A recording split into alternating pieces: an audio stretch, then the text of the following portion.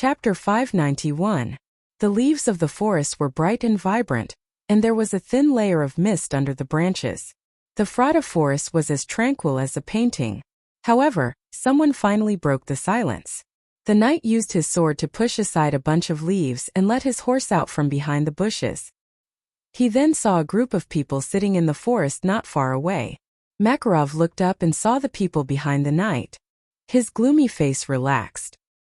He patted the leaves off his shoulders and stood up. "You're finally here." The young man sat on his horse and looked at them with a tense face. He didn't answer. Makarov immediately realized that something was wrong. Within his field of vision, many knights in black and red robes rushed out from the forest and surrounded the royal faction. Dozens of longbows with their bowstrings pulled taut were aimed at everyone around the bonfire with sharp arrows flashing with cold light. It was Duke Anthony's army. This was definitely not a joke. "What is the meaning of this, Eek?" Makarov asked loudly. "I'm sorry, Mr. Makarov." Eek looked at them and said proudly, "You know that as long as I'm a knight, even if it's only for a second, I will never go back on my words." Makarov immediately understood what Eek wanted. He couldn't believe that Eek would go crazy at this time. "You're being silly, Eek. You know what's right. We should go rescue Prince Haruz and escort him to the Duke's territory. This is our last chance." "No," Eek interrupted him. "I know what's right. Justice and ideals. Just like you told me, the beliefs of the royal faction. But we have to ask ourselves, are we still on the side of glory? Could it be that too many losses have made us lose the spirit of a reformer? The royal faction once promised to keep their promises, but what about after that? Don't tell me all we need is a victory?" The young man looked up and looked at the direction of Amperseal's port. Under the blue sky it looked like a holy city. It was sparkling and emitting light, making it impossible for people to look at it directly. "No, what we need is to pick up the spirit that the people of Erewhon have completely abandoned. This is the common goal of the king faction, the princess, and all the people of Erewhon." He turned around and looked at the others who were dumbfounded. "The battle is far from over. Is the royal faction leaving the battlefield?" "You're crazy, Echo." Makarov couldn't believe that his student would say something like that. He immediately signaled Buga to restrain this crazy young man. However, Eek seemed to be exceptionally clear-headed today. He immediately turned to Buga and said, "Teacher Buga, as the new Count of Carolyn, the only successor of Duke Anthony, and the commander of this army, I order you to stand on my side. Only because I would not order you to raise your sword against your companions, and the princess is still in the city. I only want the soldiers of Lantern Island to live up to their oath. I have a share of the glory now, but I will not enjoy it alone. The order and glory are both here, Master Buga. Please don't disappoint me." The young man said sincerely. Buga and Makarov couldn't help but look at each other with a bitter smile. They had been preparing for this moment for a long time, but they didn't expect this result. Echo is an idiot with a knight's mindset. "I know you're here, Yura." The cunning fox shook his head and shouted into the forest. The sound of hooves could be heard, and the blind girl came out from behind Echo. Her face was gentle and quiet. Even though she couldn't see, her heart seemed to be able to see everything. "Yura, you can tell right from wrong." "Yes, because I only ask my heart." Yura smiled. "The 9 phoenixes have spoken, and a gentleman's vow is worth 1,000 gold. Makarov and Fleetwood couldn't help but sigh. They couldn't help but look up at the sky above the branches. The blue sky seemed to reflect everything that had happened in the past. Since when did the royal faction have the determination to advance? Makarov still remembered the most difficult time he had gone through. He even had to hide his identity and become a mercenary leader in a remote area. Perhaps the royal faction had experienced too many failures and too much waiting, to the point that they couldn't afford another failure. Erewhon's future was far away from people like them. Duke Anthony's army finally entered the battlefield, flying a flag that no one could imagine. But no one would guess the answer to this riddle. In the port of Amperseal, the students of the Royal Knight Academy were passing through the entire southern part of the city, but they didn't meet the enemy that they expected. Their enemy, the Coast Guards of Amperseal, was experiencing their worst defeat in decades. Sani and his men were patrolling the ruined position of the Coast Guards. In Sani's yellow, cold, narrow eyes, The coast guards under Marquis Urian had finally collapsed.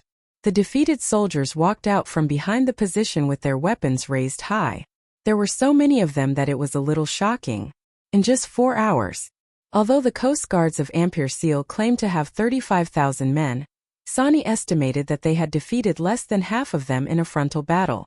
In a rich area like Ampere Seal, the existence of the coast guards was similar to that of a mercenary. Most of the nobles were aware of this. But the question was, who would dare to attack the territory of the Holy Cathedral? Sani used his Grey Fin Naga guards to give the merchant council a resounding answer. More than 15,000 soldiers were completely defeated in less than half a day on the battlefield that was less than 5 kilometers wide. They didn't even escape but were captured. This was a joke. Marquis Urian was stunned. Perhaps he had expected this. The only thing he didn't understand was what the Nagas were up to. Sani saw his adjutant, who had darker scales, reporting to him and asking if they should continue moving forward. He raised his head, and his yellow eyes reflected the inner city of Ampere Seal. This was Erewhon's strongest fortress in the south, but how far were they going to support that human? He glanced at the Neptune's trident in his hand. The gemstone on the trident was flickering, as if it was a gamble. Then he nodded. Continue to advance. Meet up with Brando. The situation on the battlefield was slowly tilting. Cruz's men entered the battlefield. The Black Blade Squad was completing their final assembly. The Dragon Knight covered the sky above Ampere Seal's port. In the distant horizon, a group of winged monsters seemed to form a curved sky. The whole sky was filled with screams and noises. It was like the end of the world. What Dano saw from his mount was a wall of wyverns charging at him from the front. It wasn't just the Dragon Knight of the Black Blade Squad. He saw all kinds of emblems on the shields. Almost all the Dragon Knights in the north were gathered here. One man against thousands of soldiers. Danos was at a loss. He seemed to have seen the same scene on another battlefield. Endless undead and only despair was left. He even thought that they were the only ones left in Erewhon who were still resisting. But today he felt full of anger. This kingdom had such a powerful army. But why was this army still his enemy? Where were they when facing Madara? They were killing each other. Could this kingdom still be saved? Danos felt the despair that hit him in the face. He closed his eyes. In the darkness it was a rainy night. A beam of fire went straight to the sky. The south gate was right in front of him. So Brando stopped the discussion about his background. He knew better than anyone that an army of an unimaginable size was crossing the Strait of Ampere Seal. It even crossed thousands of miles and appeared on the battlefield. The army gathered around Ampere Seal in an instant, and it became a dangerous place. Whether it was his own speculation or the information he got from Danos, he could come to this conclusion. However, the Flying Dragon Brigade of the Southern Legion was retreating. Brando had already ordered them to retreat in the direction of St. White Bay. This was the last retreat. Whether they succeeded or failed, it all depended on this last fight. And they did not have much time left. He had already led the students of the Royal Knight Academy through the entire south city of Ampere Seal. From Old Fisherman Street to Villican Square, there was no trace of the enemy. Although Brando had doubts in his heart, he did not dare to delay. The huge fortress at the south gate of Ampere Seal's port seemed to appear in his vision in an instant. But it was like a dead fortress. Where were the coast guards? Brando and everyone could not help but look up. Then they saw a familiar figure appear in their vision. The long street at that moment was like a holy white, under the golden sun. And the person on the fortress smiled slightly, then raised his hand high. Amidst the rumbling, the huge south gate of Ampere Seal's port slowly opened. Everyone could not help but open their mouths wide. Count Audine stood upright at the top of the city wall. He held a long sword in his hand and looked at the army that was gradually appearing from the long street. To be exact, he was looking at the young leader at the front of the army. It was like seeing the fire that ignited people's hearts in that long night. He believed that there would be a moment like this where this miracle would happen again to Erewhon. But it was not until he saw Princess Grafine behind Brando that he understood that Martha had never been far away from her people. Brando also smiled. It was as if he had once again returned to that exciting history, surrounded by like-minded comrades. Erewhon's people had never given up, And they were the same. Even if they were facing thousands of soldiers and horses, so what? In the loop of trade winds, I heard that you would save this kingdom, Count Audine shouted from the top of the city wall. But I didn't believe it. So you're here? Yes, Count Audine laughed. So I'm here. I want to witness it for Her Royal Highness. All of this. Behind Brando, the half-elf girl bit her lower lip, but there were tears in her silver eyes. Although the kingdom has decayed, new sprouts have been born within. Just like life, the cycle repeats. The cycle never ends. To be continued. If you like this work, you are welcome to come to Qidian. Come to vote for me. Your support is my biggest motivation. Chapter 592. Outside the south gate of the port of Amperseal, a gentle slope extended along the foothills of the Marchenko mountain, and the black mixed forest came into Brando's sight. The young people of the Royal Knight Academy couldn't help but cheer in unison. Although the crisis was far from over, being one step closer to freedom still made everyone feel refreshed. We're finally out. Brando breathed a sigh of relief in his heart. After all, hiding in the forest was much easier than fighting in the streets. Especially in Erewhon, the port of Amperseal was one of the most heavily infiltrated areas of the Holy Cathedral of Fire. Fighting in someone else's home ground always gave people a sense of oppression. The addition of Count Audine gave him a big surprise. After asking, he found out that the other party had already met with Oberway and made a plan. At that time, if the princess and her party had chosen to go north, then he would have led the troops to the port north of Lodopace to meet them. But if they had chosen to go south like now, the troops that had been lurking here earlier would have become a clever hidden chess piece. Audine also brought a druid master named Wuxia. Brando recognized this person.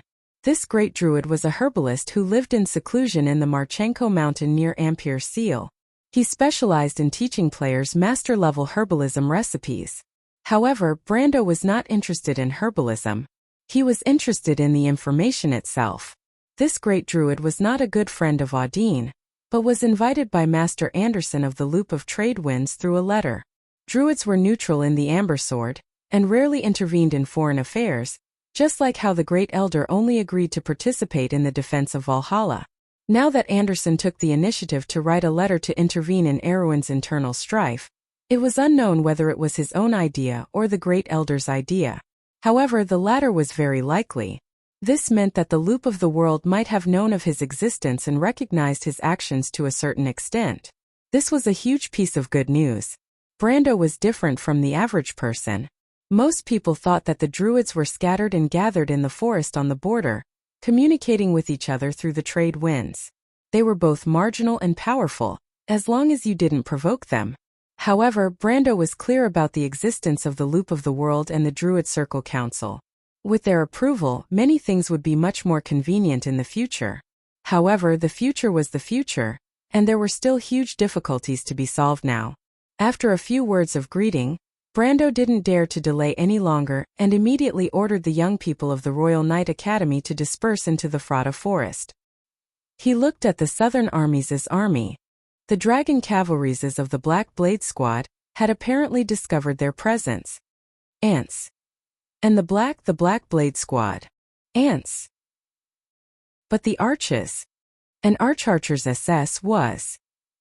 Butts. The best way to deal with flying units in the Amber Sword was to wait until the opponent entered the diving phase before attacking. Otherwise, it would just be a waste of energy. Tell them to stop attacking.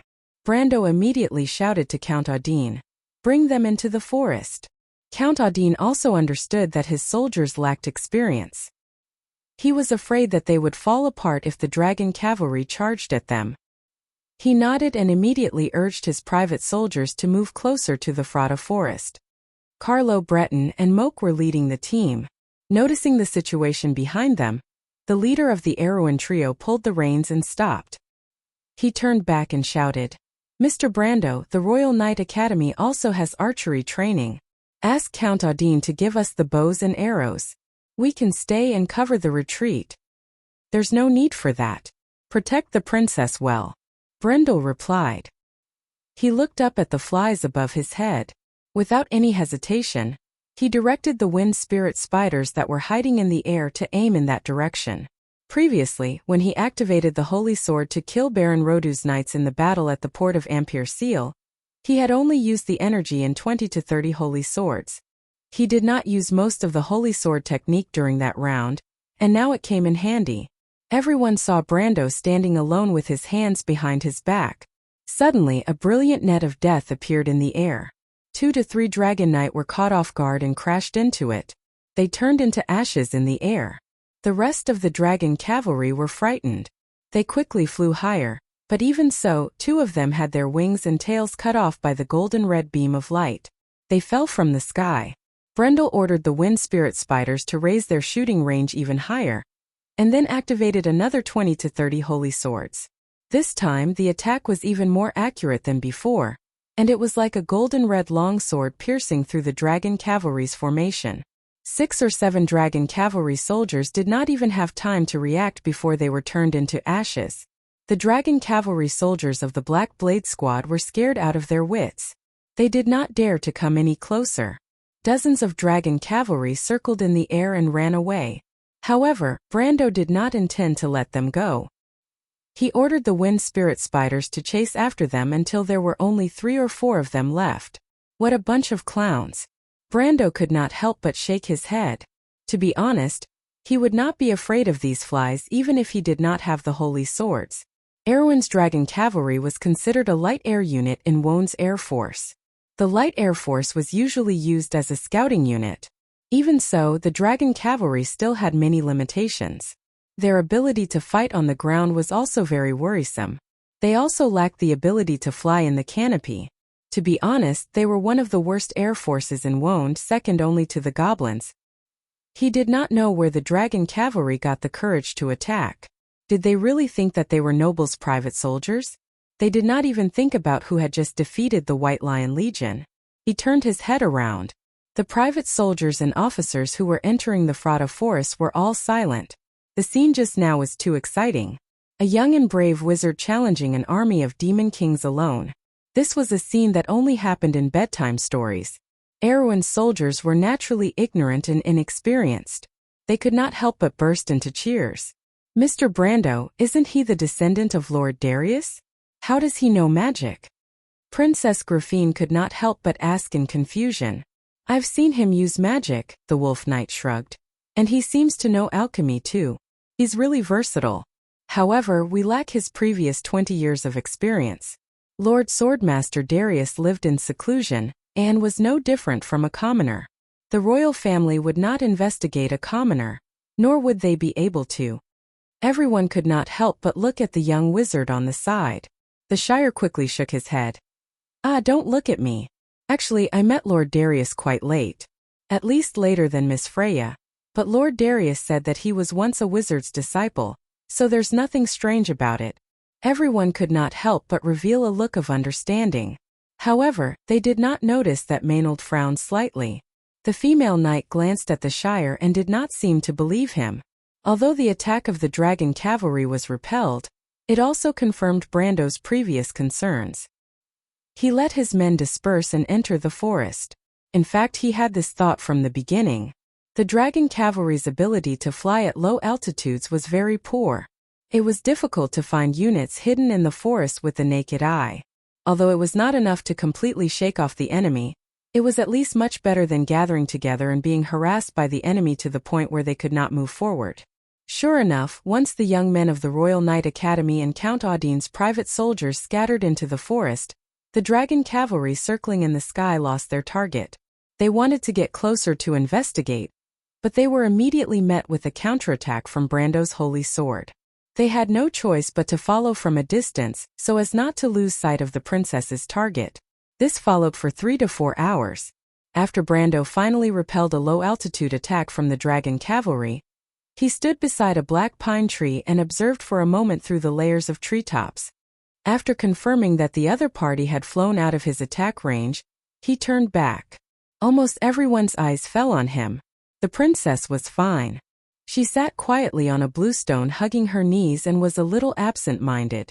However, the eyes of the other young men were full of reverence. After experiencing the battle with the dragon cavalry, he had completely established his prestige, even in the eyes of the noble's private soldiers.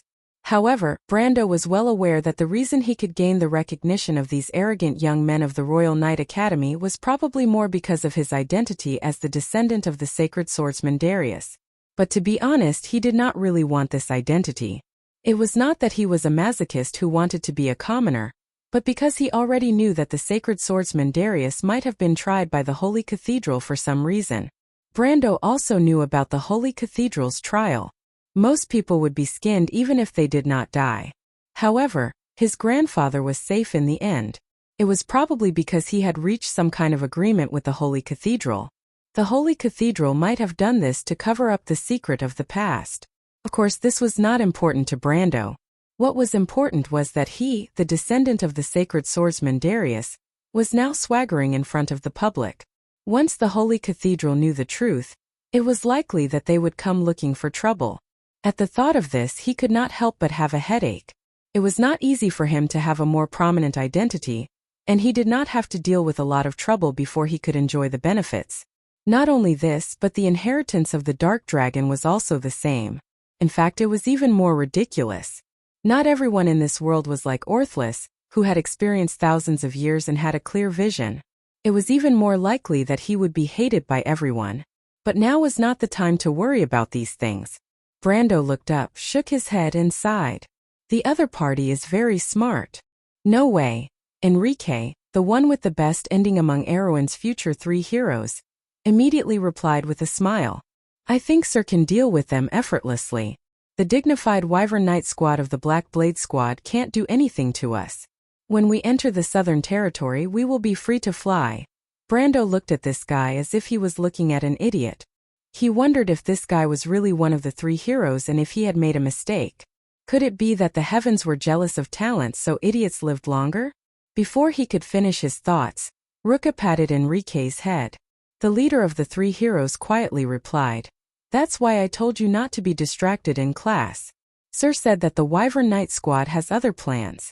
Don't forget that the Black Blade squad is still chasing after us. Oh, I understand now. Enrique immediately reacted. These guys want to delay us. They are really cunning. They did not hesitate to send their elites to their deaths. Even if they are not elites, they can't delay us. Mock snorted confidently. However, when he met Brando's smiling gaze, he could not help but blush and turn his head away. This detail naturally did not escape Enrique's observation. He immediately laughed and said, Mr. Squire, I admire your wisdom.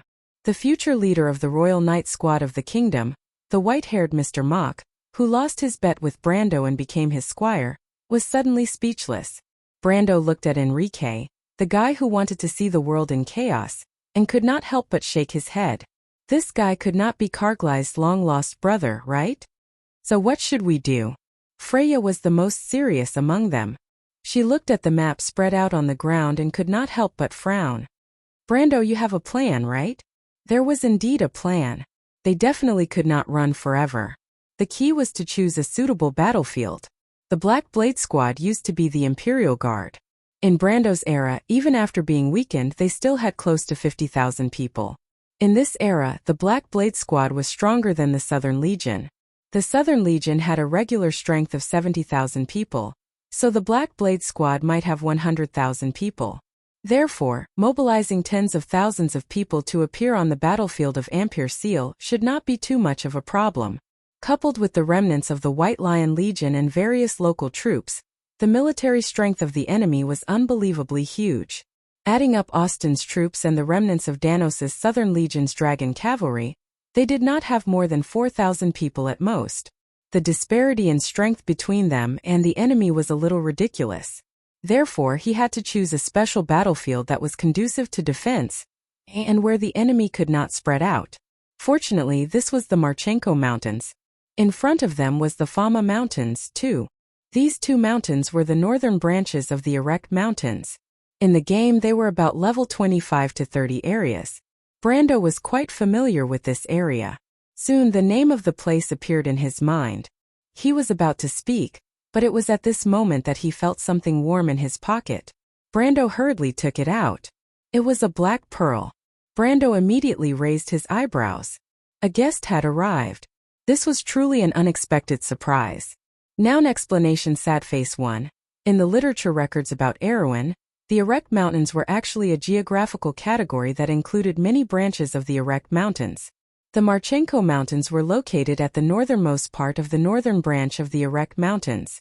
It was the general name of the mountains surrounding the port of Amper-Seal to the south. 2 Fama Mountains, east and south of the Marchenko Mountains. It was the landmark where Amper-Seal entered the Erect Mountains. To be continued. If you like this work, you are welcome to come to Chidian. Come to vote for me. Your support is my greatest motivation. Chapter 593. The guests were naturally Brando's acquaintances, the Grey Fin Nagas. The pearl in his hand was given to him by the Naga queen, Cold Dew, through Sani. It was a magical tool for communication between Nagas. It was a pity that there was a limited production of it, otherwise he could give one to each of his important people. As soon as the black pearl glowed, Brando immediately knew that Sani had arrived. But the first to react were the sentries set up by the White Lion Guards. The youths from Tanajul naturally recognized the Nagas and led them over. The first thing Brando saw was the burly Sani, who was a head taller than the average person. Beside him was a female Naga. The female Naga was charming, but they did not look human. They had pointed webbed ears, smooth skin, and 3 thin cheeks above their collarbones. Like the male Nagas, they had a snake body below their navel. Brando was a little surprised that Sani did not meet up with Amandina and go to Tanajul by sea, but when he saw the female Naga, he understood. He happened to know the female Naga, the great siren Bridget, one of the main priestesses of the Cold Dew Queen. In the Naga clan, the ones who presided over sacrifices and wars were all women. Sani, for example, was a warrior, but he was only a frontline warrior. Although he later led the Grey Fin Nagas by chance, that was a special case. Normally, the Nagas were still a matriarchal society.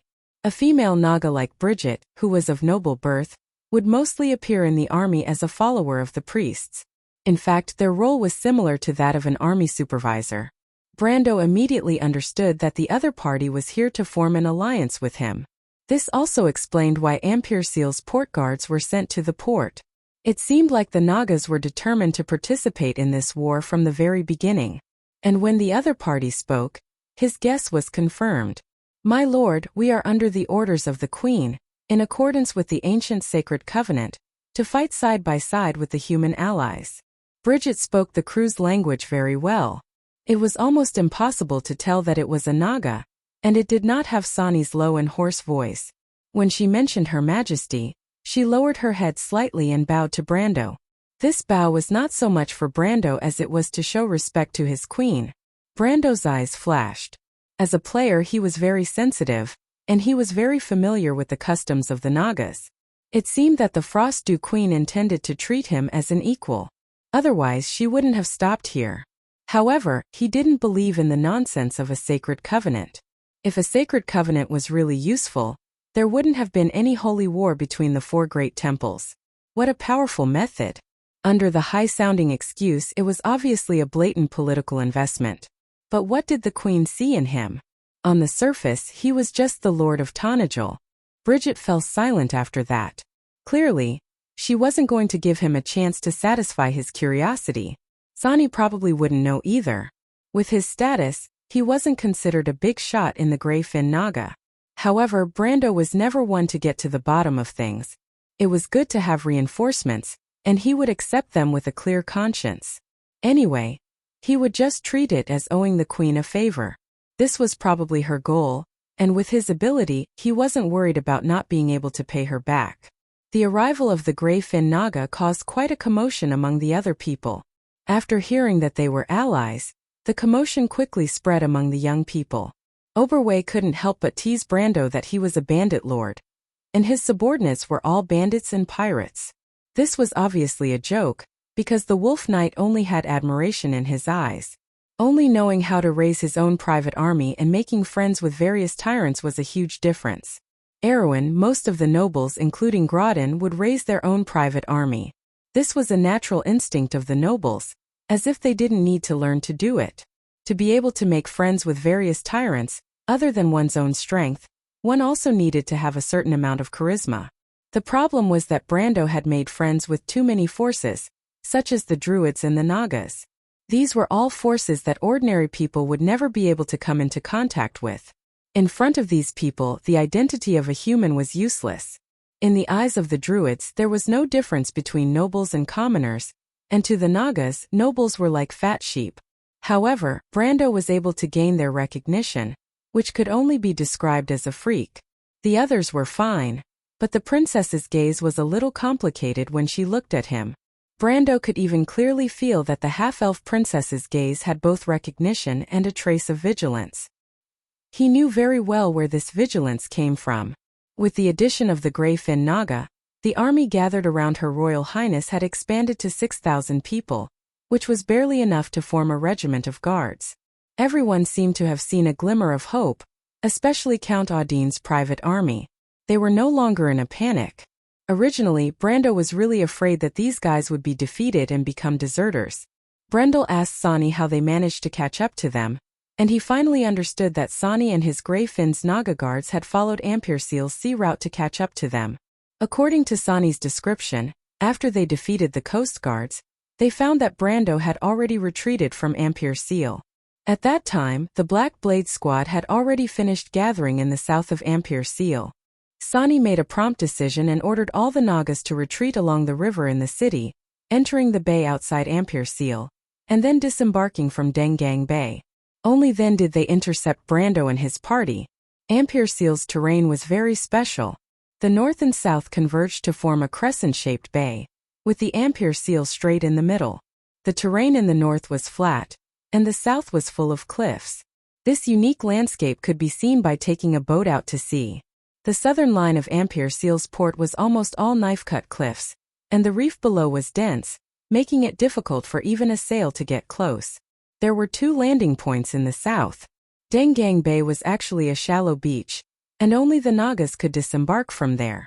Not to mention that there was a turbulent reef outside, and Brando was very clear about that, so he dismissed the idea of going out to sea from there. Further south was St. White Bay, which was far from Ampere-Seal's port, and was also the only anchorage in this area. Brando estimated the time. It seemed impossible to reach St. White Bay before the Black Blade Squad caught up with them, but the Grey-Fin Naga's participation made him think of another plan. Brando immediately rolled up the parchment map, and the surrounding officers of the Royal Knight Academy knew that their commander was about to make a plan, so they all gathered around. Oberway and Count Audine also stood beside Brando, one on the left and one on the right. "Have you thought of a plan?" Wolf Knight asked. "Yes," Brando nodded. "I have a concept, but I still need to test it out. Could it be that Sir has a plan to get rid of those annoying fellows in the sky?" Enrique asked with a grin. "Brando, can we delay it until nighttime, and use the darkness to get rid of the dragon riders in the sky?" Freya asked. "Impossible," Count Audine replied. He had served in the Black Blade Squad and the Southern Legion before, and was the most familiar general of the Dragon Riders. The Dragon Rider's scientific name is Erwin Drake, and they mainly live in the Northern Highlands. They are actually a type of nocturnal creature, and the trained Dragon Riders have no problem tracking them at night. How annoying, and it's an all-weather troop. Brando cursed in his heart, but he was also aware of this point. Speaking of which, he had also been a Dragon Rider in the game, and he was quite familiar with the Erwin Drake, so he did not have such delusions from the beginning. Well, unless it rains knives from the sky, we can't get rid of them. After all, they fly and we walk. He said it wittily, and everyone could not help but smile. "We'll die even if it rains knives from the sky, Brando." Only Freya glared at him. "That's why we have to face the Black Blade Squad. At this speed, they will catch up with us as early as tomorrow afternoon." Ruka, the leader of the 3 heroes, reacted quickly. He said calmly, "No, we don't even need to wait until then. Even earlier, the Black Blade Squad's light cavalry will catch up with us. Light cavalry is not good at fighting in the forest, maybe we can bite them back." Breton pondered for a moment and replied, "Then we'll lose time," Maynold said quietly, and she glanced at Brando. She had always been the commander of this troop, but her calm face did not seem to show any dissatisfaction with Brando.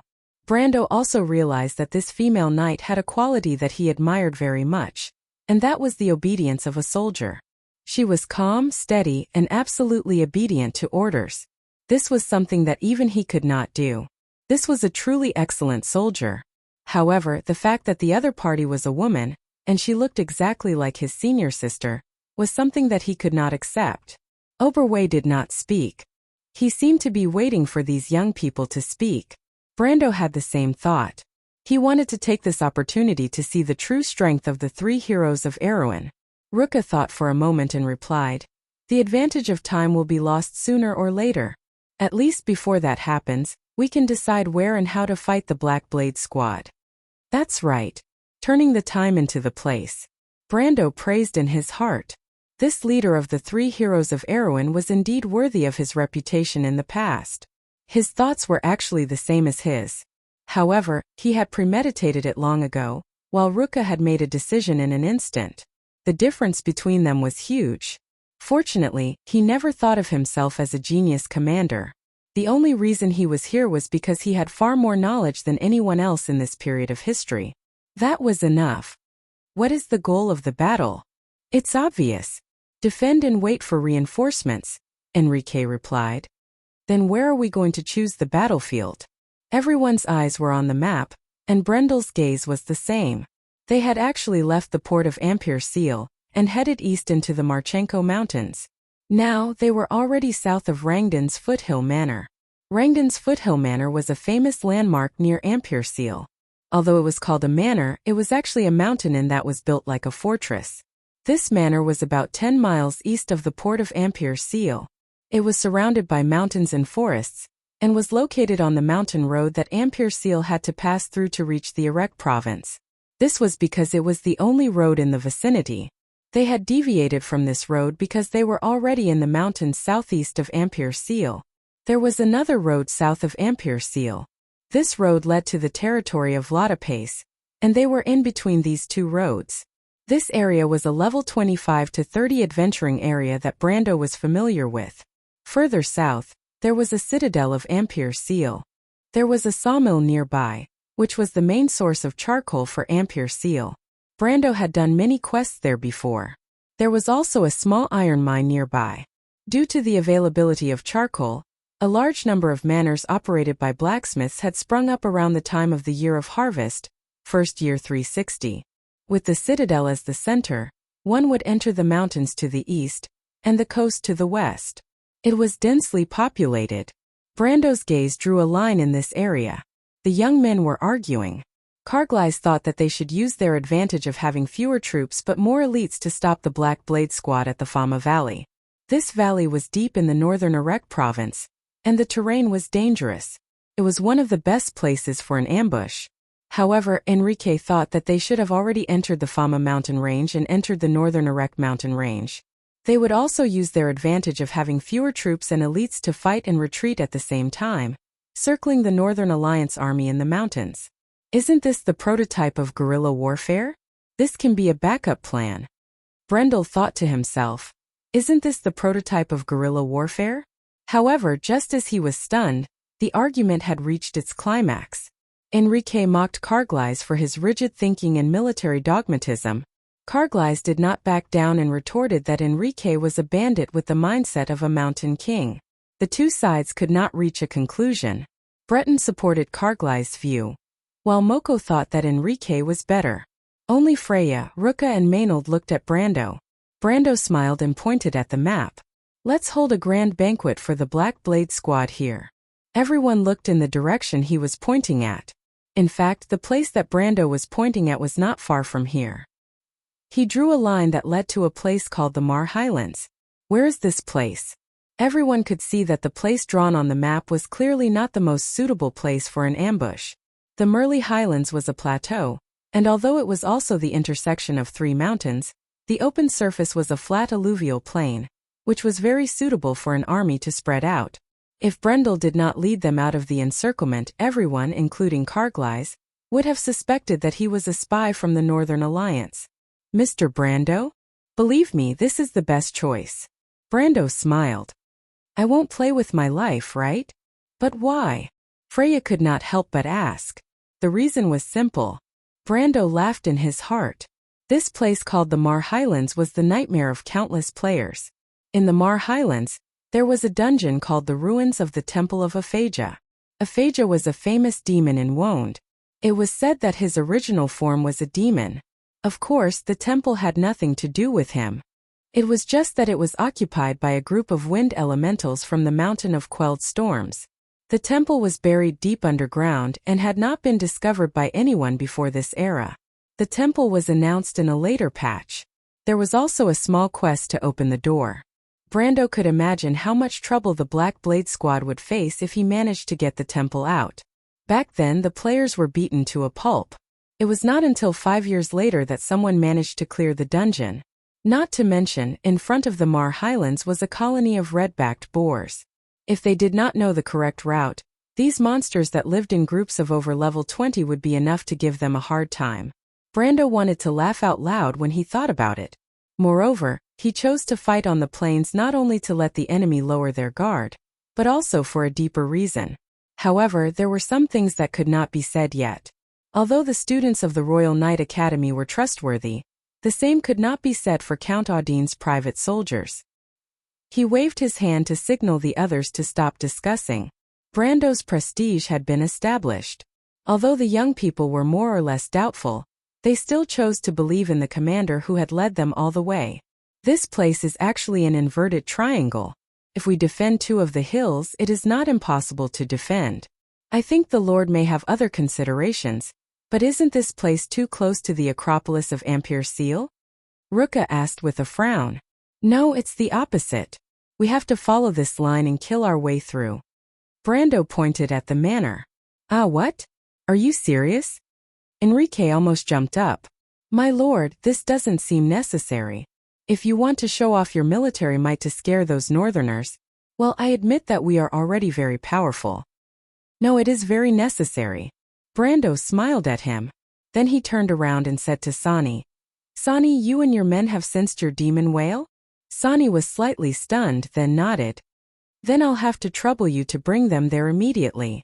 Make sure Miss Amandina appears before me before tonight. No problem. Brando rolled up the parchment and said to the others, you guys go prepare and come up with a battle plan. Also, don't forget, we have to beat up the vanguard cavalry of the Black Blade Squad and let them know that we are here. Everyone looked at each other, but they could only stand up and salute. Noun explanation. Sadface 1. The Fama Valley is located at the intersection of the southern section of the Marchenko Mountains and the Fama Mountains. A stream passes through this valley, connecting to the Frada Forest area and finally flowing into the St. White Bay. To be continued. If you like this work, you are welcome to come to Chidien. Come to vote for me. Your support is my biggest motivation. Chapter 594. Dusk had already covered the vast mountains, and the sun was setting in the west. Above the sea of Ampere Seal, there was a sparkling golden light. However, the sky had gradually darkened, and the silhouette of the moon could be seen in the dark purple sky in the east. Just as the sergeants had predicted, a group of light infantry appeared behind them in the evening. Brando received news that the scouts of the Royal Knight Academy were the first to encounter the enemy. It was also a group of light cavalry scouts. According to the report of the girl named Bess, after a short fight, the enemy left behind 11 corpses and 2 captives. In the end, the enemy deliberately let about a quarter of the people go back to report. After interrogating the captives, the enemy should be an independent light infantry brigade that belonged to the Finn column of the Black Blade Squad. The structure of the Black Blade Squad was different from the White Lion Legion that followed the previous King Eric's era. The structure of the Black Blade Squad was similar to the Roman Legion, but the scale was much larger. Under the Black Blade Squad were the columns, which had a total of 4,500 people. Under the columns there were also brigades and centurions. Generally speaking, the Black Blade Squad had 20 columns, and the name of each column was decided by the name of the commander. The Finn column's commander was naturally from the Finn family. Brando had previously boasted to the princess that he knew the military forces of Erewhon like the back of his hand. Naturally, he was not bragging. Although the Black Blade Squad was the imperial army, the royal family only had 1 or 2 noble commanders. When it came to the composition of the Black Blade Squad, even Princess Griffine was clueless about it. But Brendel's understanding of the situation was very different. He knew that Finn's division was stationed in today's Nail, which was actually south of the Corvado province and west of the Cipher province. Most of the soldiers were from the poor mountain people, and one of them was the famous Finn's 1st Highland Infantry Brigade. Brando suspected that the independent light infantry brigade behind him was the 1st Highland Infantry Brigade. Generally speaking, light cavalry or the Wyvern cavalry were the most suitable troops for pursuing and attacking. However, due to the terrain limitations, Viscount Finn might have used the Highland Infantry Brigade to replace the former two units. After all, the Highland Infantry Brigade was known for their mobility. The troops in the Amber Sword all had special attributes. For example, the kingdom's White Lion Infantry always had the initiative and high morale. On the battlefield, an army that always had the initiative would respond to orders faster, and an army with high morale would not be easily defeated. The special attribute of the Highland Infantry was that they could adapt to the mountains and forests. The meaning of this attribute was actually very simple. It meant that their mobility would not be affected when fighting in response to the terrain, and the rank of the troop class would be increased by 1 level. On the other hand, ordinary infantrymen's mobility in mountainous areas and forests would be reduced by 1 level, while heavy cavalry would be reduced by 2 levels. These attributes were more realistic in this world. The students of the Royal Knight Academy were all light cavalry. If they were on the plains, they would have been able to travel thousands of miles in a day. However, in the forest they could not travel far during the day. However, regardless of whether Finn's 1st Highland Infantry Brigade was behind him or not, the plan still had to be carried out. Brando could not let them stay behind forever. There was not much time left for him to begin with. The hour hand on the brass pocket watch pointed at about 7:30. The Wyvern cavalry of the Black Blade Squad disappeared from the forest for the first time. Although Erwin's Viper had night vision, the knight on it still needed to be equipped for night combat. For example, they needed to change into cotton armor to keep out the cold. Count Audine, who was most familiar with the Wyvern cavalry, had pointed this out in advance. Therefore, they had about an hour's window in between. Brando had to race against time. Fortunately, Nosida and his Wyvern cavalry had already found a suitable place for an ambush. He immediately ordered the scouts to lead the enemy into the preset ambush. Leading the enemy into the ambush was easy to say, but it was quite complicated to do. However, this was not a problem for the scouts of the Royal Knight Academy. The tactics they learned in the academy revolved around this. Not to mention, this group of youths who went to Ampere Seal were personally taught by Makarov. Makarov was known as the Cunning Fox, and he was quite accomplished in playing tricks. He had a lot of experience in how to set up an ambush and how to lure the enemy in. Therefore, these youths who were personally taught by him were quite good at acting. The scouts of the Black Blade Squad seemed to always suddenly encounter enemy scouts. Although the scouts of the Southern Legion were always at a disadvantage, they were able to figure out the direction of the princess's group. At least that was what it looked like. The number of scouts of the Royal Knight Academy that they encountered in front of them was increasing, which was in line with the pattern of the battlefield. It just happened that they were heading in the right direction. Brando's guess was not wrong. Following behind them was the Black Blade Squad's 1st Highland Infantry Brigade of the Finn Division. Baron Warren, who was also from Nariel, commanded this army. However, the Baron did not seem to realize that he was walking into a trap. Instead, he was confident that he had caught the enemy. In fact, Baron Warren was a cautious person. He knew that his mission was to delay the princess's group, not to surround and annihilate them. In fact, he did not have such thoughts. From the news that came from behind, he knew that there might be a few armies in front of them. His Highland Infantry Brigade was not a match for the enemy. However, for some reason, Baron Warren did not know that the enemy he was facing had defeated the White Lion Legion in a head-on battle. Behind him, Duke Cipher and Marquis Yoka more or less knew that the White Lion Legion had suffered a loss. However, they only thought that the enemy had broken through the encirclement before the White Lion Legion could surround them. Come to think of it, how could a mere 200-odd student knight defeat the White Lion Legion? However, if Baron Warren knew the truth, he might be more careful. At least it would not be so easy for him to walk into the ambush. Unfortunately, there were no ifs in war. Baron Warren was distracted by the demonized wild boars that popped up from time to time. The red-backed wild boar was one of the famous specialties of the Silver Cliff. In fact, they were not rampant yet. However, after the Great Demonic Wave, the Coast Guards of Amperseal had a tough battle with these creatures. In the past, Brando was a member of this pig-slaughtering army. Now it was finally Baron Warren's turn. Young red-backed wild boars in the Ambersword had the strength of a level 20 iron-ranked beast. Adult red-backed wild boars were only level 25 iron-ranked beasts. The most abhorrent thing was that these beasts always came together in their families. They were the legendary fans of bringing along their families in one wave. When Baron Warren's army set out, he was not as cautious as Brando.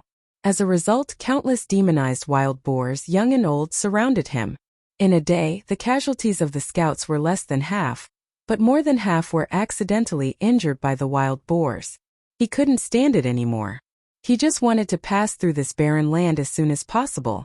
Even though the forest was dense, the scouts reported that the princess and her entourage were still ahead. Baron Warren was confident that he had kept a good distance from the enemy. Although the accompanying wizards warned him to be careful of the enemy's illusions, he didn't mind at all. Little did he know that he had already walked into Brando's field of vision. Baron Warren ordered his army to maintain marching formation. At this moment, they were walking into a valley. At this moment, Brando was standing behind a bush about 100 meters away. He was surrounded by longbow-wielding Knight Academy students, but Brando didn't notice him. The sea monster Bridget brought a team of gray-fin Naga priestesses. The storm in Amperseal had just passed, and the air was filled with water vapor. The Naga priestesses were naturally attracted to water, so this illusion was the best condition for them to cast spells.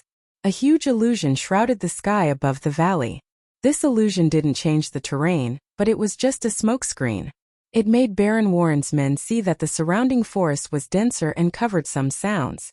The effect of the spell was very simple, so the effect on every soldier was stronger. Baron Warren's cavalry scouts circled around the two flanks.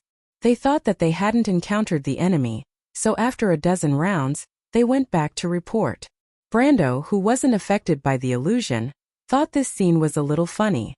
However, the use of magic on the battlefield also made these young people feel a deep fear. It was too scary. The enemy was on the side of the blind and the deaf. They had heard many classic examples of the use of magic in the textbooks, but experiencing it for themselves was another thing. Brando looked at the surprised faces of these young people and nodded secretly. These young Erewhon officers would meet stronger enemies sooner or later. In the land of Wonde, these nobles' private soldiers and the backward royal army were not the only opponents. Whether it was Madara or Cruz, they had already started military reforms and they had to keep up. However, even if it was the nobles' private soldiers or the backward royal army, Baron Warren still had a few wizards accompanying him. Among them, the most senior one was a mid-level silver-level advanced wizard. In the Ambersword, a mid-level silver-level advanced wizard was about level 29 to 32, and he had mastered level 4 spells. Although he was not yet a wizard mentor, he had entered the ranks of advanced wizards. Unfortunately, their opponent was the Shire, a real gold-level wizard mentor. Brando let the Naga priestesses focus on maintaining the illusion, and the counterspell was left to the young wizard servant beside him. Wizards who studied the law of spells were naturally good at dismantling spells. As soon as the Shire made a move, the wizards around Baron Warren suddenly became blind. They didn't even realize that their spells were suppressed, but they vaguely felt that something was wrong. The 1st Highland Infantry Brigade of Finn's column had about 1,500 people, and Baron Warren was barely qualified as a commander. Even when marching in the forest, the formation was still decent. Brando patiently waited for more than half of the enemy to pass by. When Baron Warren and his knight were the closest to him, he raised the shale longbow in his hand. The bowstring in his hand flashed with a faint gray light, and the light wrapped around the arrow, making it look like a stone arrow wrapped in rock. This was the effect of the shale longbow's petrification arrow, but the level of the bow was so low that this powerful special effect was not very obvious when dealing with many high-level enemies. It was only at this moment that it could be used to its full potential. Brando was aiming at Baron Warren, but the latter didn't notice it at all. He just slightly judged the distance and the humidity of the air, and then released the bowstring. Because there was no wind, the arrow almost didn't deviate at all except for a slight drop. It went straight to the Baron on the horse. His skills have regressed. Brando couldn't help but shake his head. The warriors in the Amber Sword were not just muscle men who only knew how to fight. Warriors were a class that included mercenaries. Warriors often had to familiarize themselves with various weapons and armor in order to adapt to various battlefields. Brendel was a level 130 warrior, and he was a master, but it had been too long since he used a bow. Baron Warren finally heard the whistling of the wind. As a soldier, he couldn't be more familiar with this kind of sound. The adepts beside him reacted quickly as well. They immediately erected a shield of wind around them. Unfortunately, the arrow came a little too close. A distance of 100 meters was nothing to a magic bow. The petrification arrow drew a bright gray track, and even went through the wind shield a second earlier. "Be careful, my lord." The knight beside the baron was a master of the silver rank. In an instant he pulled out his long sword and wanted to cut off the arrow. Unfortunately, before he could swing his sword, the petrification arrow exploded with a bang. A grayish-white light shrouded Baron Warren and all the knights around him in the direction of the arrow, freezing their last movements of surprise, screams, and drawing their swords. Together with their mounts, they turned into stone statues. 7 knights, 2 wizards, and the baron were all hit, and only 1 wizard escaped. But the wizard's left arm was also turned into stone, and it was still spreading to his shoulder. He immediately raised his right hand and hit the petrified left hand. In a flash of fire, the stone arm was suddenly shattered. Enemy attack. The previous scene was just a flash of lightning. After the wizard shattered his left hand, he immediately grabbed the staff next to him and screamed. Unfortunately, it was a little too late. In an instant, the originally calm forest was suddenly filled with thousands of arrows. Brando put away the bronze longbow in his hand. After all, it was a magic weapon with a brass label. Although it was not enough to deal with elemental awakened monsters or even gold-ranked masters, it was a surefire way to kill small fries. "Ah, a magic bow?" A small surprised voice came from behind. Brando turned around and saw the girl named Bess staring at the shale longbow in his hand. "You want it?" he asked. A good bow was indeed very important to a scout. Besides, Brando actually did not value the bow in his hand very much. After all, it was not a good thing. No. Bess was a little embarrassed. Although she was born with a boy's personality, it was still something that belonged to the commander. How could she just ask for it? She just said it out loud in a moment of carelessness. "Haha, my lord, of course Bess wants it. She's just too embarrassed to ask." A young officer at the side laughed and joked. Brando did not put on airs. Although these young people respected him, they were not afraid of him. Brando looked at the person who spoke. He actually recognized him. If I remember correctly, his name was Olan. He was saved by Carglass from the White Lion Infantry. It seems that this guy is interested in this girl. Oh right, it seems that the two of them got married later on. He thought with interest and threw the shale longbow to him. "Then I'll give it to you. As for how you persuade Miss Bess to accept it, that will depend on your ability." Olan did not expect his thoughts to be seen through. He immediately blushed. He turned around and did not expect to be glared at by Bess. She then turned around and joined the battle. "My lord, this." Olan could not help but look innocent. "Oh my," Brando laughed in his heart. "Young man, this is the best I can do for you. A magical weapon with a brass label could be sold for 100 or 2 in the game at this time." Brando was joking with the young man from the Wongli Knight Academy, because he did not care about the outcome of this ambush. Or rather, he did not think that they would lose this battle. Count Audine and Maynard were in charge of the battle. That was more than enough for him. Finn Division's Highland Infantry Brigade was famous, but their reputation was mainly built on Anson VI's rebellion and the several raids in the early stages of the last Holy War. They were known for their mobility. Moreover, that was a reputation built by their seniors. The current Highland infantrymen were new blood that had joined the Black Blade Legion after the November War. Although they still retained the perseverance of the Grey Mountain people, they did not have the unyielding spirit of the White Lion Legion in the face of a surprise attack. In particular, the military system of the Black Blade Squad was even more outdated than that of the White Lion Legion. Each column was divided into 3 brigades, and each of them had 10 divisions under their command. Each division was commanded by a centurion. Most of these centurions were actually Baron Warren's knights. They were not really junior officers. These centurions were the centurions.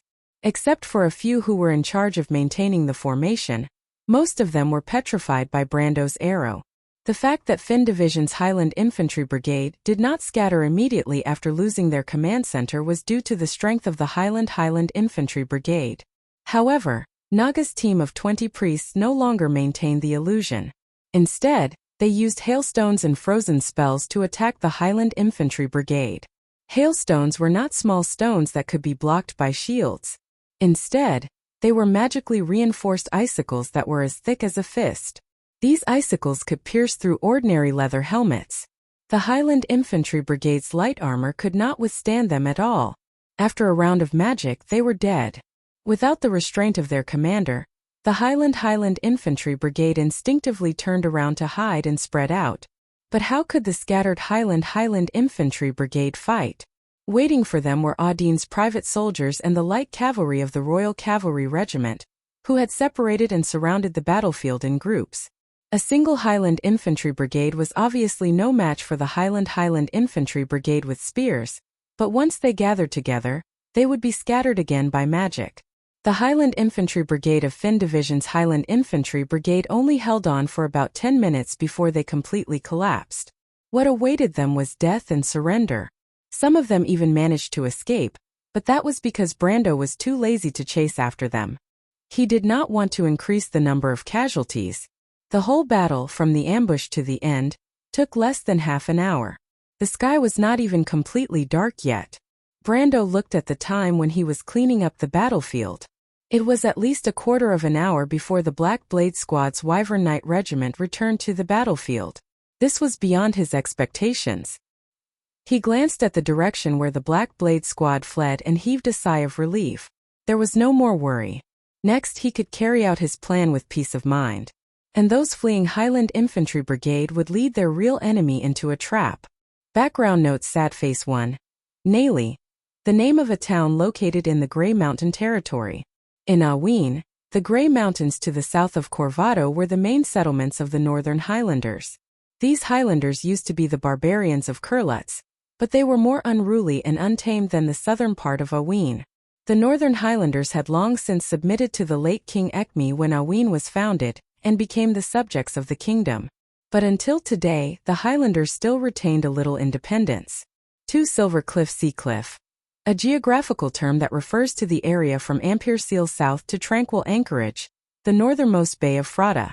P.S. I caught a cold again. How unlucky. I was not in the mood for the whole morning. I went out for a few rounds before I felt better.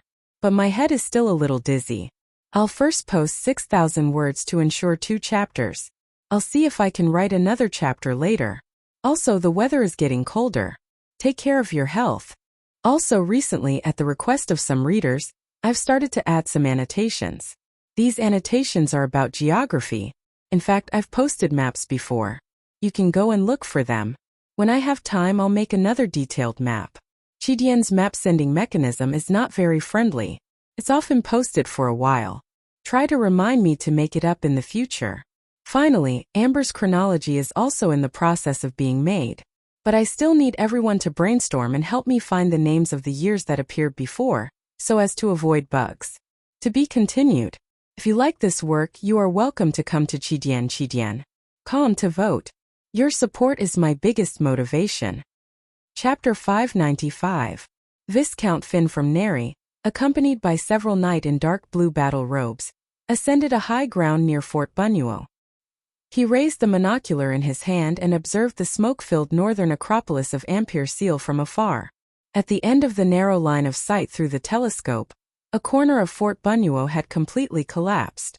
Some of the broken rocks had completely melted into crystals, and billowing smoke rose from the city into the air. According to his years of experience, the other party should have used fire elemental magic to break the city wall and break into the city. More than 100 coast guards in the Acropolis fled into the countryside without resistance. Viscount Finn did not say a word. Was this the impenetrable city defense of Ampere Seal that the Coast Guard officer had boasted to him? The city wall had been in disrepair for a long time, and its defensive capability was less than half of some of the northern fortresses. Some of the battlements were obviously covered with moss. If it were not for the broken flags with anchors that were thrown under the city wall, he would have thought that this was an abandoned castle. Not to mention the weak combat power of its soldiers. Soon, the scouts in front of him came back with news that confirmed his opinion. The princess's army should have passed through this area at 8 to 9 p.m. The information returned by the Wyvern Knight also supported this evidence. However, the cavalry scouts still found some injured coast guards. According to these soldiers who witnessed the scene, a small team under the princess sneaked into the vicinity of the castle. 2 women, or to be exact 2 powerful sorceresses, used fireball to break the city wall. Then the light cavalry swarmed in, and the coast guards resisted to the death and were defeated. However, Viscount Finn received a more reliable description. In fact, it was indeed a small team of the enemy who attacked, but it was not a powerful sorceress. It was 2 elves, one tall and one short, who looked like they were still children. At first, the enemy seemed to want to use fireball to test the city's defense. Unexpectedly, the city wall of Fort Bunuo had been in disrepair for a long time, and it had accumulated water in the storm. Suddenly, it encountered high temperature and exploded. More than a dozen coast guards died at that time. This was the only loss of the coast guards in this battle. Then the light cavalry of the Royal Knight Academy swarmed in through the gap. The coast guards immediately disarmed and surrendered. Only a few people escaped into the wilderness. The kingdom is full of trash, Viscount Finn replied angrily. However, he was too embarrassed to raise his voice because the Black Blade Squad's performance was not any better. In fact, this was the reason why he was so furious. In the afternoon, Baron Warren, who had promised that he would restrain the princess's army, led a whole group of Highland infantry to deliver a feast to the enemy. Not only did they lose their lives, but the most important thing was that less than 300 of them came back alive. He did not know how to explain this to Count Vitokin. Viscount Finn was filled with resentment. Those Highlanders who used to flaunt their prowess and gang up were all beaten up as if they had seen a ghost. They could not even speak clearly. More importantly, Baron Warren's misjudgment had indirectly affected his judgment. The mountain folks' nonsense made him miss a good opportunity. Of course, Viscount Warren was too embarrassed to say that he was also frightened at that time, thinking that Her Highness was going to turn back and devour his regiment. Thinking about it, it was not impossible.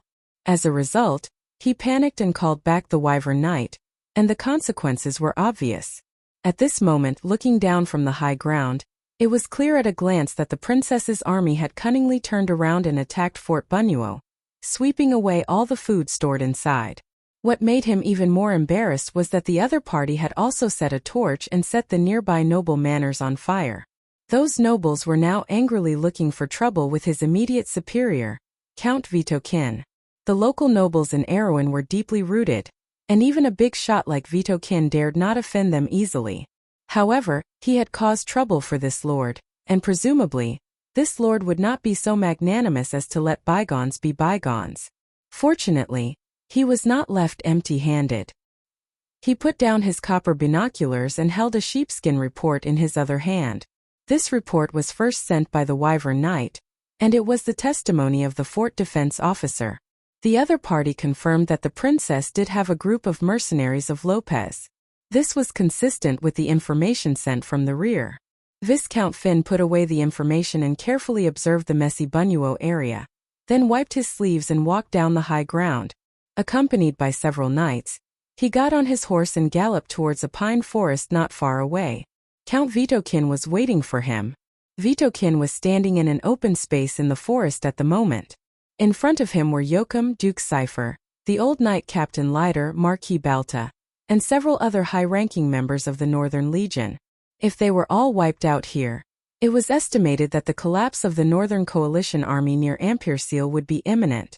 Unfortunately, a total of 10 knights of the Holy Cathedral wearing golden-red flame-patterned robes and holding flaming greatswords surrounded the woodland would not let this possibility become a reality. Vitokin looked at the report on the paper, curled his pale knuckles and flicked them gently. The expression on his face was neither happy nor sad. In fact, it was not that he deliberately wanted to maintain this expression, but the loss of a large group of Highland infantry was really not a big deal to him. After all, they were not his direct subordinates.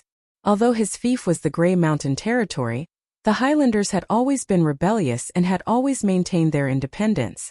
It was good to let the barbarians suffer a little. It was just that the death of his loyal retainer Baron Warren made him feel a little pained. He passed the sheepskin to the others and then looked up at the middle-aged man in a red robe who was standing in the middle of the group. It was obvious that he had a more respectable position. The middle-aged man was wearing a red robe and silver Gothic plate armor. This person had a unique appearance. His face was sharp and long, but two curly beards decorated this face with a unique majesty. Under a pair of thick golden eyebrows, sky-blue eyes were bright and spirited, like a pair of sharp swords. Lord Williams, it seems that the White Lion Legion's judgment was not wrong. The princess does have a trump card in her hand that we did not expect. In fact, it is far beyond our expectations. Count Vitokin did not pretend to be respectful at all. Even when he faced Archbishop Moros, the expression on his face was at most respectful. But when he faced this middle-aged man, it was like a mouse seeing a cat.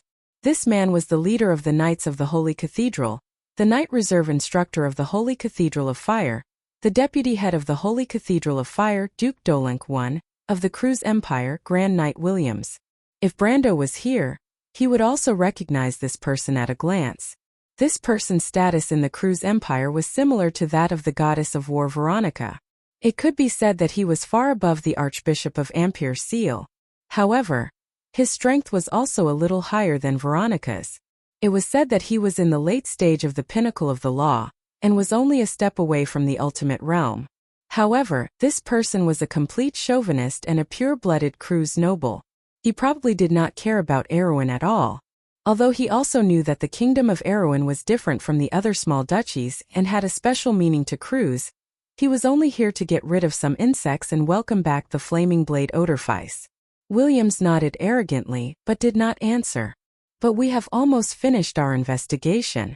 The princess's army is not her own private army, nor is it the power of the royal faction. The royal faction has indeed parted ways with her, and the power in her hands is most likely from a young man called Brando. Brando? Williams raised his eyebrows. I have never heard of such a noble in your kingdom. Is he from the Holy Cathedral of Wind? Somewhat related. Count Vitokin smiled coldly. This person is about 20 years old. The first time he appeared was in Bucci. Hearing the two words Bucci, the deputy commander of the Holy Cathedral Knight Regiment raised his head and frowned. Then he gathered a group of outlaws in Tanajul and stirred up trouble. In fact, we mistakenly judged that this person was just a spy for Her Highness, but we later found out that we were very wrong. Count Vitokin glanced at Marquis Yoakum, who quickly replied, "The first time I saw this person in Ampere-Seal was in the Holy Cathedral. He has the strength of a gold rank." Wait, you said that this person is only 20 years old and has the strength of a gold rank? Yes, when I first saw him, he was just promoted to a Knight of the Holy Cathedral by Archbishop Wood. My men fought with him once, and the Archbishop can testify for me. Marquis Yoakum continued to answer. "Okay, I believe you. But since this person is willing to convert to the Holy Cathedral, he is also a talent." Williams replied calmly. "If that was the case, it would be fine. But I didn't expect that it was just a conspiracy within the Holy Cathedral." Later, there was evidence that this person supported Her Highness behind the scenes to instigate the rebellion and organize the heretics to attack the nobles in Ampere-Seal. In other words, this person is actually a spy for all for one or tree herders. "I'm afraid it's not just that, my lord." Marquis Yoakum bowed respectfully and said, "The second time I saw him, he was with Count Yenbao. But at that time I suspected that he was Count Yenbao." "Oh, that Sword Guardian family?" "Yes, but it turned out that I guessed wrong. Later, according to the investigation of our informants on the princess side, we found that this person's origin was very suspicious. Not only did he collude with the heretics, but he also secretly formed an alliance with the Nagas. From the latest news we just received, the mercenaries of Lopez were also his men. And earlier, I'm afraid it was this person who used the Heaven's armor in the city." Marquis Yoakum smiled coldly and replied word by word. Everyone knew that the mercenaries of Lopez came from White Harbor and the city-state of Lopez, And whether it was White Harbor or Lopez, they belonged to the 10-City Alliance, which was the sphere of influence of Fanzan of the Kingdom of the Holy Cathedral. And Brando had both the mercenaries of Lopez and the Heaven's Armor under his command. The implications of this were a bit thought-provoking. William's face darkened at once. Humph, the Holy Cathedral's reach is a little too far. He glanced at Count Vitokin and the others again and said with some teaching tone, "But I think it's just to tie down the hands and feet of the Holy Cathedral. For them it's just an enclave. Don't forget who is closer to the Empire." The few from the kingdom did not answer, but only Leiter's face darkened. In terms of seniority, he was not inferior to this so-called deputy commander of the Holy Cathedral's Knight Regiment. The two had fought side by side during the November War, and their positions were similar. It was just that Williams was lucky to be born in a big empire like Cruz. If the old knight had such strong financial support behind him, his achievements would not necessarily be limited to elemental power. What's more, he represented the White Lion Legion, which was a natural enemy of Cruz. The old man simply snorted and did not bother to look at this guy. Marquis Yoakum did not expect that his words would cause a ruckus on his side. He hurriedly changed the topic and said, "In fact, it's not just that. Sir, there is more important news that has been missed." "It's enough." Williams looked at the man with some disgust. "I know what you want to say, but the crime of colluding with the Holy Cathedral is enough to destroy him. I know you want to ask the Holy Cathedral to take action, but if you want me to do it, I have a condition.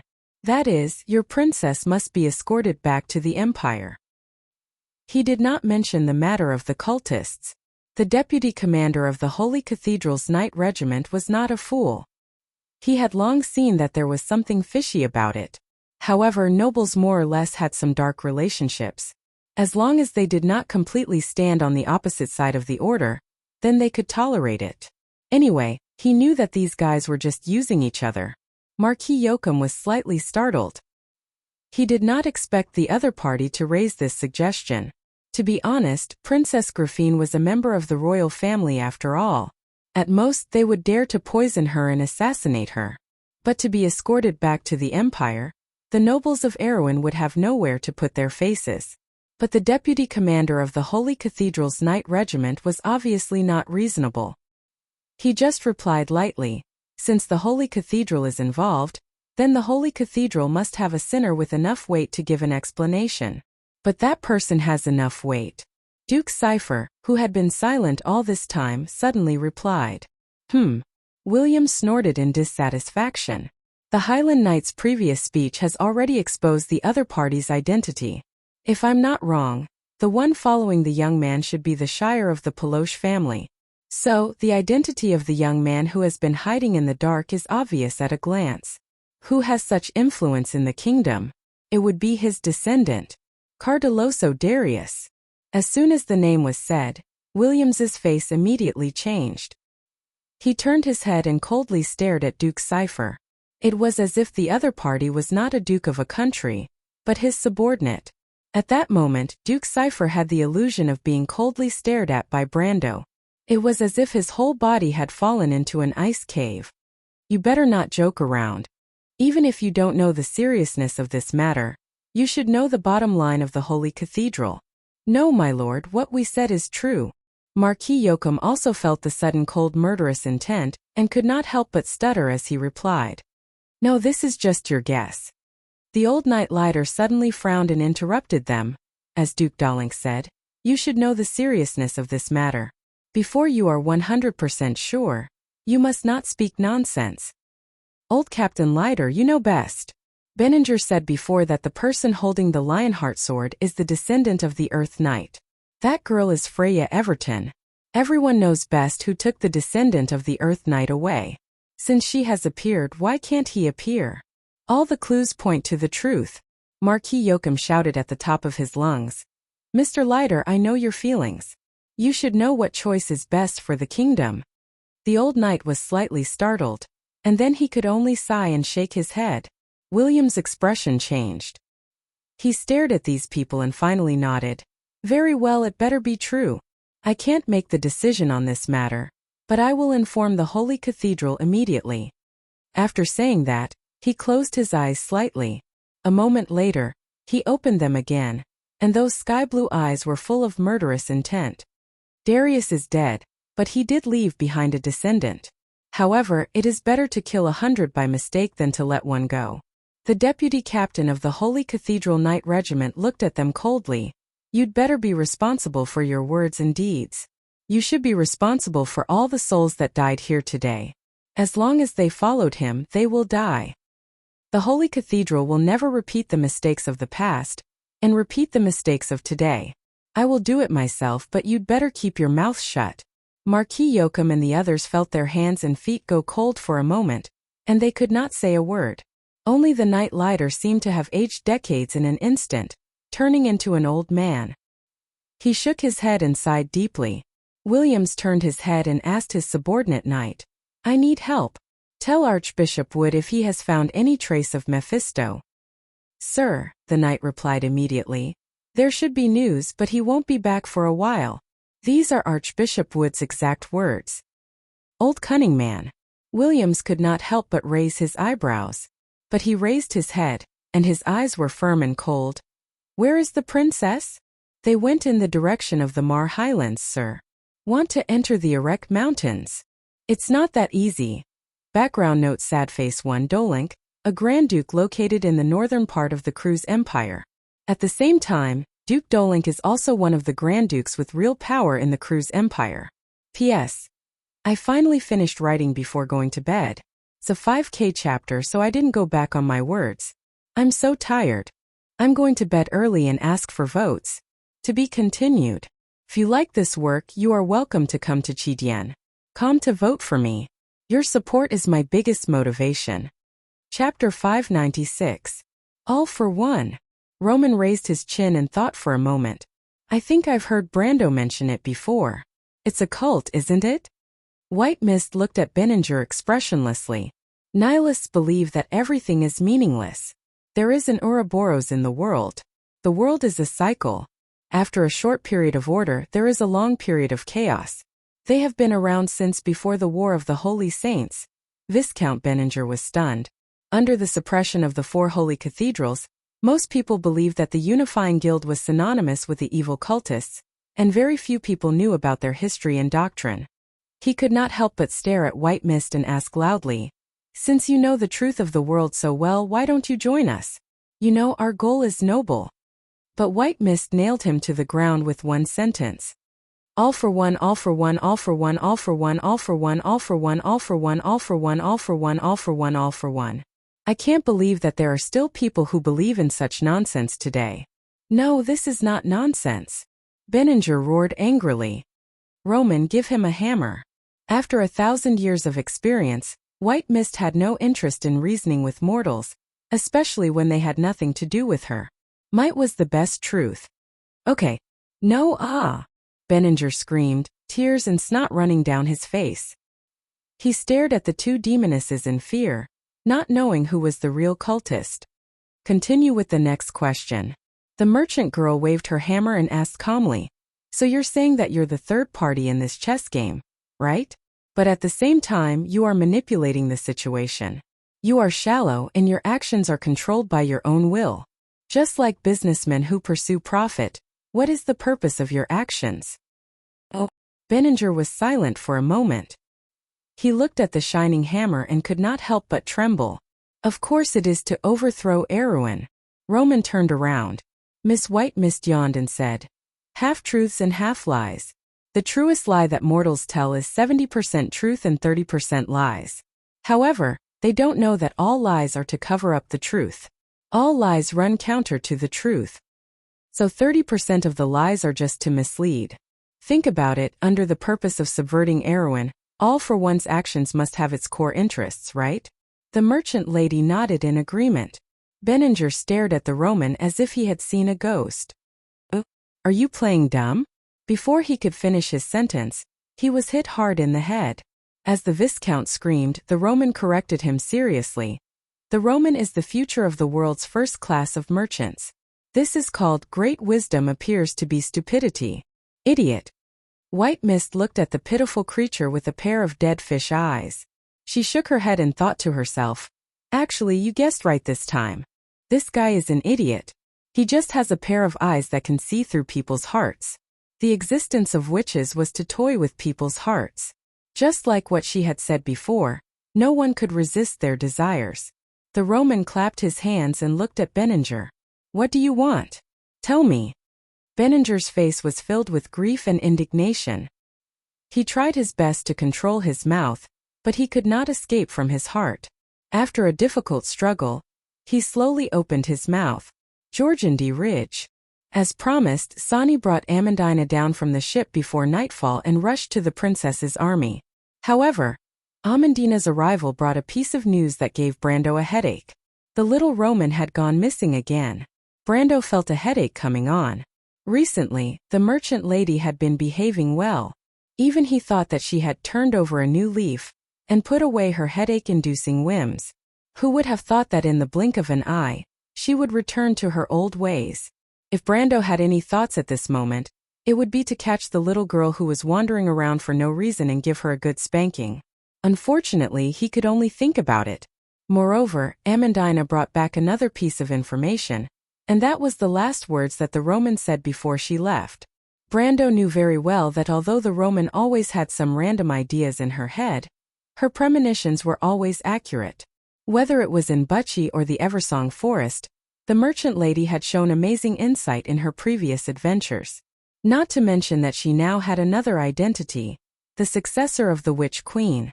In fact, after the Roman used witchcraft in Dilfrey's manor that night, Brando found out the answer by asking around.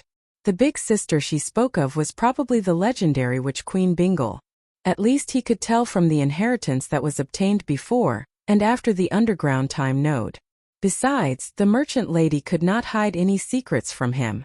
Brando quickly calmed down. He did not know if the Roman was still in Ampere Seal at this time, but he could only hope that the Witch Queen would protect her successor better. And according to Amandina's description, the Roman should have a contracted spirit by her side. In the Amber Sword, a contract spirit was similar to a witch's familiar, but far more advanced than a familiar. A contracted spirit was actually in existence between a natural spirit and a low-level god. Most of them had existed in this world for thousands of years and had rich knowledge and experience.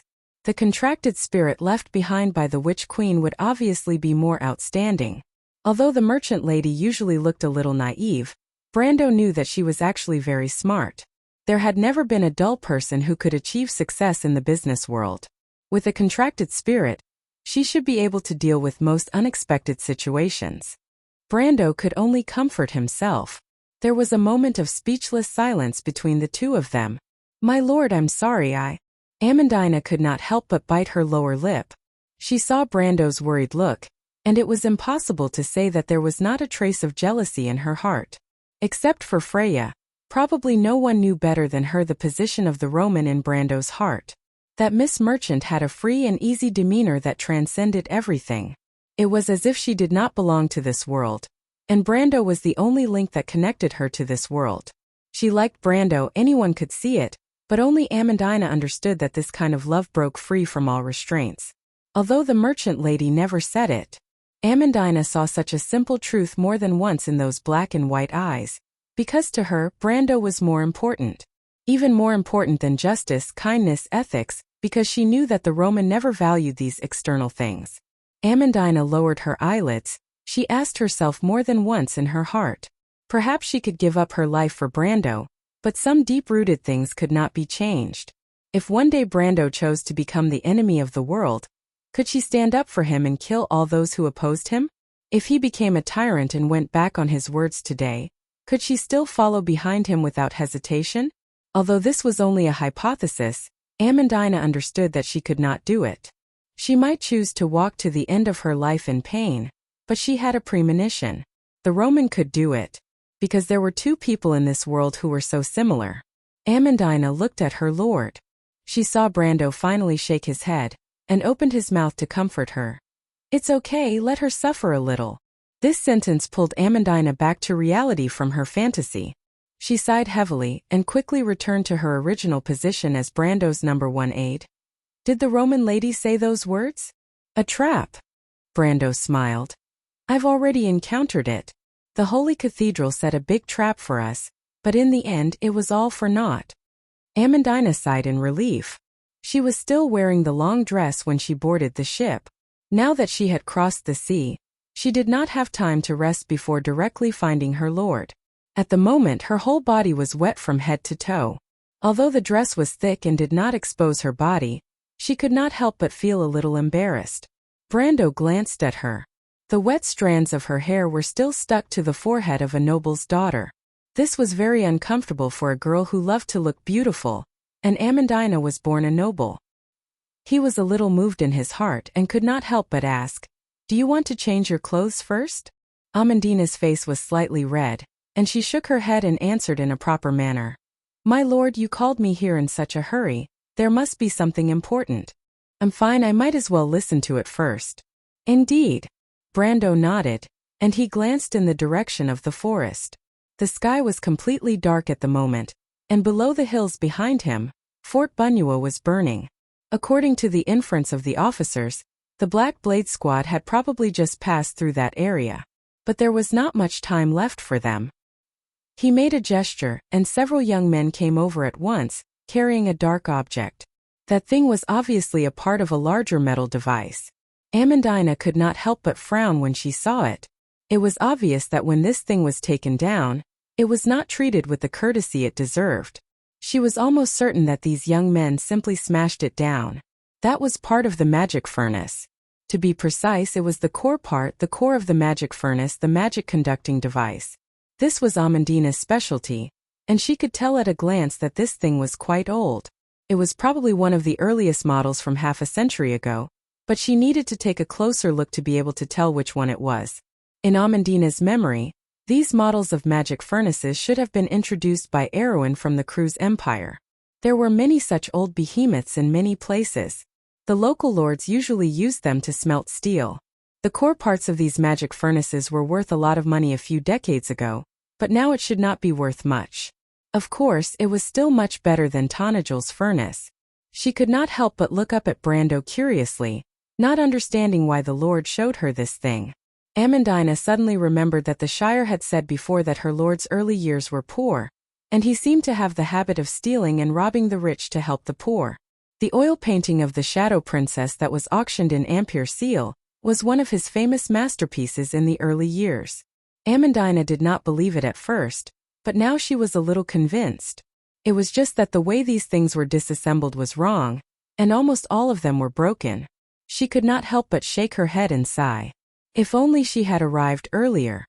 "My lord, I'm afraid it will be difficult to fix these things. Even if it is fixed, the money spent will be far more expensive than buying another one." She carefully observed Brando's expression and answered carefully word by word. "Ah." Unexpectedly, Brando was stunned and took a long time to react. No, you misunderstood. Amandina, I didn't ask you to fix them. If you fix them, it will be troublesome. It took me a long time to figure out a way to take them down. Ah. Amandina was also stunned. She stared at Brando dumbfounded. "My lord, did you take them down?" "Yes, not only that, I need you to take them apart further." "Why?" "As you can see, because they are too cumbersome. There are dozens of them here. Those nobles are really rich. But we can't carry so many big things on our way." Brando replied matter-of-factly. "Ah." Amandina suddenly reacted. "My lord, you want to?" "Yes," Brando nodded. "There are a lot of core waste of mana conduction devices here." "Well, I admit that I turned them into waste. In short, how many disintegration crystals can you make?" As he answered, he raised his head and looked at his Amandina. And this was the real reason why he insisted on attacking the Bunuo area. Amandina stared at her lord with a strange expression. To her, this seemed a little unprofessional. P.S. I woke up late. This chapter is a little late. In addition, the outbreak at the end of the month was said to end yesterday. My body is also a little overwhelmed. I will find a way to stabilize the update later. My condition is not very good. This chapter is re-edit. To be continued. If you like this work, you are welcome to come to Chidien.com to vote for me. Your support is my biggest motivation. Chapter 597. It was almost late at night when they arrived at the Mar Highlands. The silver moon hung high in the sky, casting a veil of moonlight over the mountains. The forest was silent, covering the mountains on both sides. But at the intersection of the foothills, the place where the river flowed opened up, forming a wilderness. The students of the Royal Knight Academy planned to scout the terrain during the night, but they were stopped by Brando.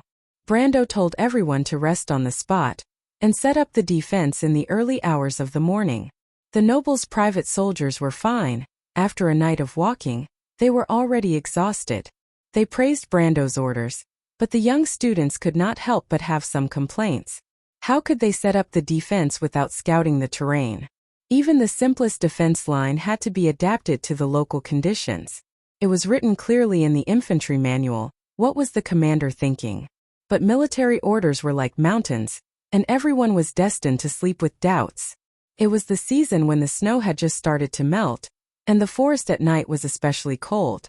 Due to the lack of preparation, the cadets usually only had a thin blanket on their bodies. One could imagine how cold it would be in this kind of temperature.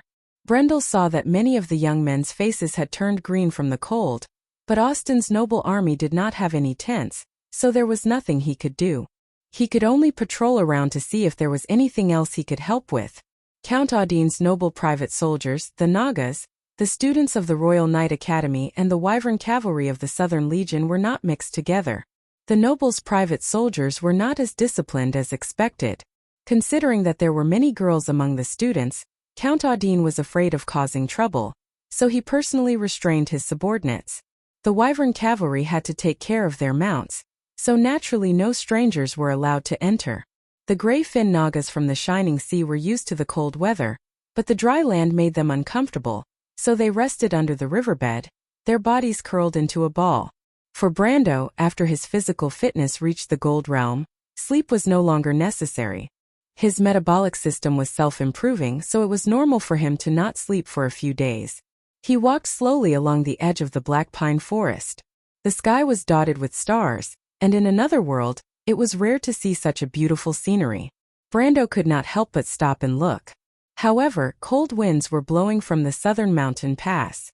The storm outside Ampere Seal was gathering again, and it was inevitable that the upcoming battle would be shrouded in a layer of haze. Brando suddenly heard the rustling sound of bushes being stepped on behind him. He pulled out his sword and turned around. A bright dress entered his eyes. Erwin's half-fairy princess had changed into a set of silver armor and a modified skirt. Standing in the forest, she looked noble and moving. "Mr. Brando, Your Highness." Brando was slightly surprised. He didn't expect that the princess would still be awake and come looking for him. He didn't think that this was a chance encounter, and the princess wouldn't come to the forest for a walk at this time. He smiled awkwardly. "Why is Your Highness here?" Princess Graphine looked a little lonely. She knew that she shouldn't have come here, but after leaving Ampere Seal, she couldn't fall asleep that night. When Brendel did such a rude thing to her, she was so disgusted that she wanted to kill him with her sword right then and there. But for the sake of Aween, she forced herself to calm down and compromise. She told herself that there were worse people in this kingdom, and she could even suppress her emotions in the face of Benninger's betrayal. But that scene was like a nightmare that left a shadow in her heart, and she couldn't forget it. If only this person's performance was worse, but he was so outstanding. Princess Graphine's silver eyes reflected Brando's figure, and her heart was full of complicated feelings. She had never seen love and hate for no reason in her entire life. Everything that happened that night made her believe that there was no such thing as an unconditional helping hand in this world. But so what if he pretended that he didn't want anything? He had already exposed his true colors, hadn't he? And Brando's identity as the descendant of Darius made her feel deeply worried. If the other party wanted something bigger, what should she do? But this was also her last chance. She hoped to get an answer in person even if she had to give up more. As long as she could save Erwin and save Haruz, she would persevere. Brando felt Princess Graphine staring at him, and couldn't help but blush a little. He didn't know how complicated Her Highness' thoughts were, but he could roughly guess the reason. That night his mind was blank, and he couldn't help but. It was really a mistake that caused everlasting sorrow. It was too embarrassing to think about it. Back then, not to mention the princess wanting to kill him, if Princess Graphine just said a word, he would have been so ashamed that he would have killed himself. But after a day, Brando could pretend that it didn't happen. But now, being stared at by the half-elf girl like this, he still felt a little embarrassed. He couldn't help but cough and turn his head back. This subtle action surprised Princess Griffine. She was born in the royal family, and was born with outstanding intelligence. She had seen a lot of intrigue, and she had inherited the elf sensitivity to the changes in people's hearts. She immediately felt the meaning expressed in Brando's action. So Mr. Brando also feels embarrassed? Princess Griffine's voice was soft, but crisp, like the gentle song of a nightingale in the forest. I'm sorry that. Brendel was sweating profusely, thinking to himself, Your Highness, this is a shameless play. Although I know that I was in the wrong that day, you shouldn't have gone overboard. His soul in this life was only 19 years old, and in his previous life, he was an otaku who was not good at expressing his feelings. Although some of his original mentality had gradually corrected after a long time of ascension, he couldn't help but feel a little helpless at the moment. This guy actually blushed? Princess Griffine couldn't believe her eyes. She suddenly became curious. Since Mr. Brando also knows that it is rude, why do you still do it? She couldn't help but gnash her teeth a little. That's too much. I thought Mr. Brando was a real knight. Brando was suddenly speechless. How could he answer? He couldn't say that a real knight was to pursue romance, right? That's too ridiculous. Or should he say that he will be responsible for her? That didn't seem too good. Not to mention that the princess didn't want him to be responsible. What about the little Roman? In his previous life, the one who had the deepest impact on him was actually his senior sister. But the past couldn't be chased, and the present couldn't be delayed. Brando was very clear about his feelings. Princess Griffine stared at him for a long time. She looked at Brando until he was in a terrible state.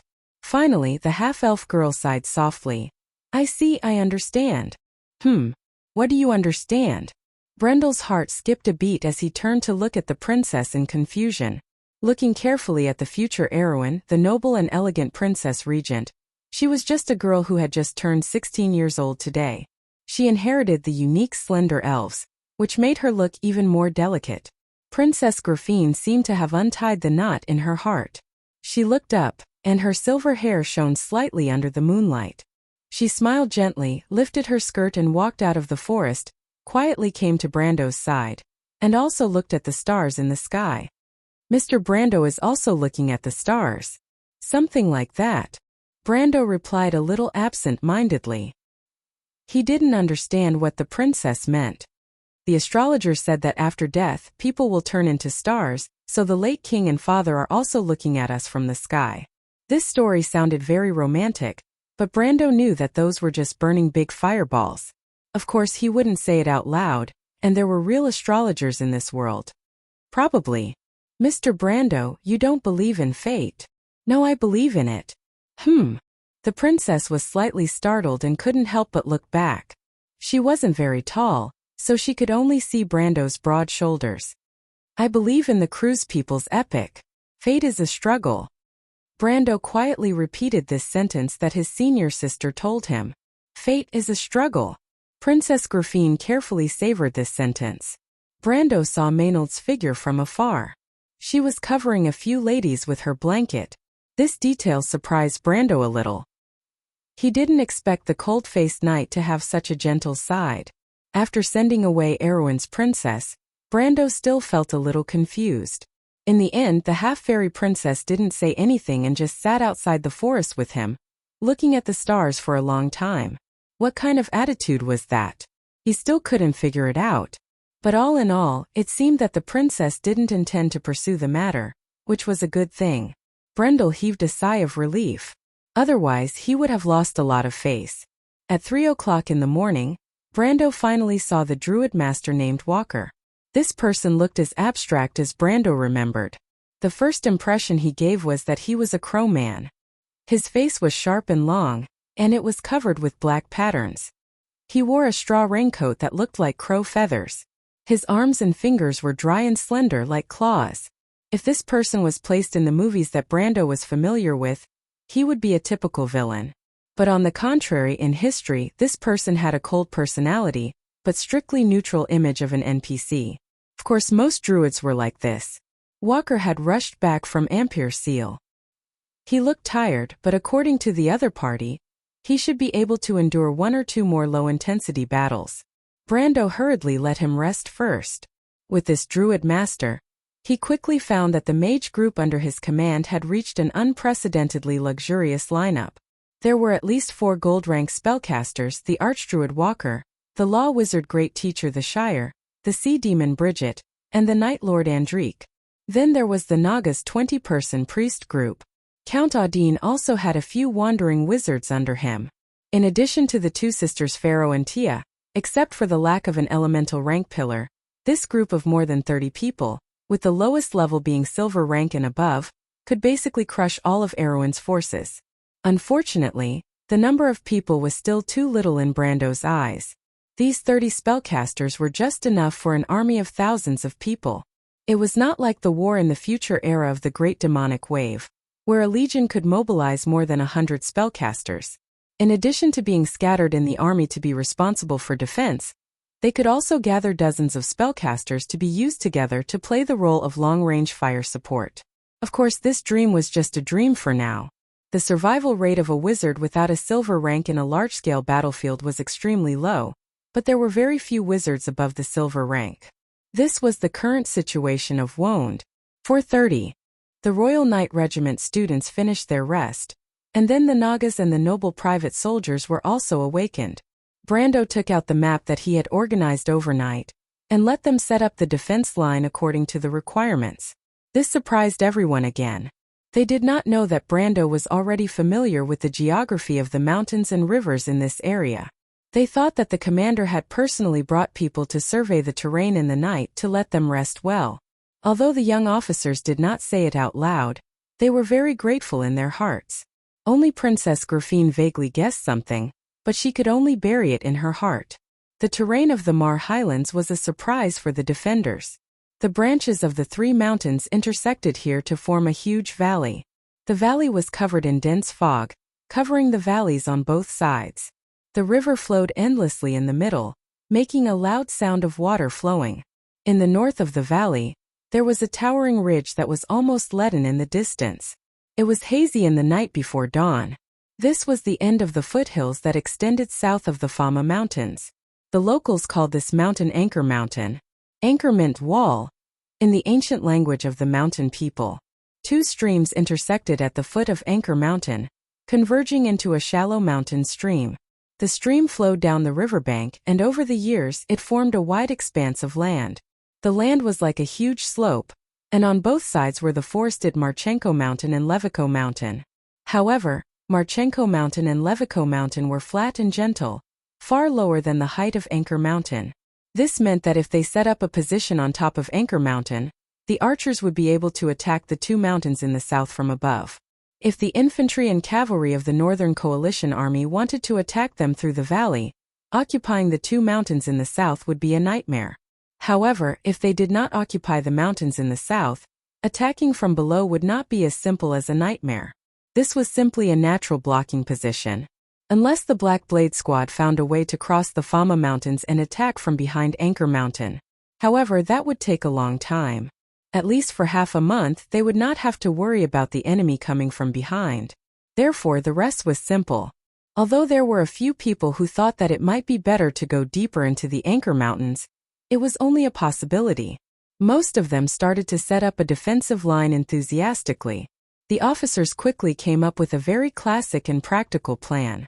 This plan was immediately sent to Brando, Princess Grafine, and Oberway.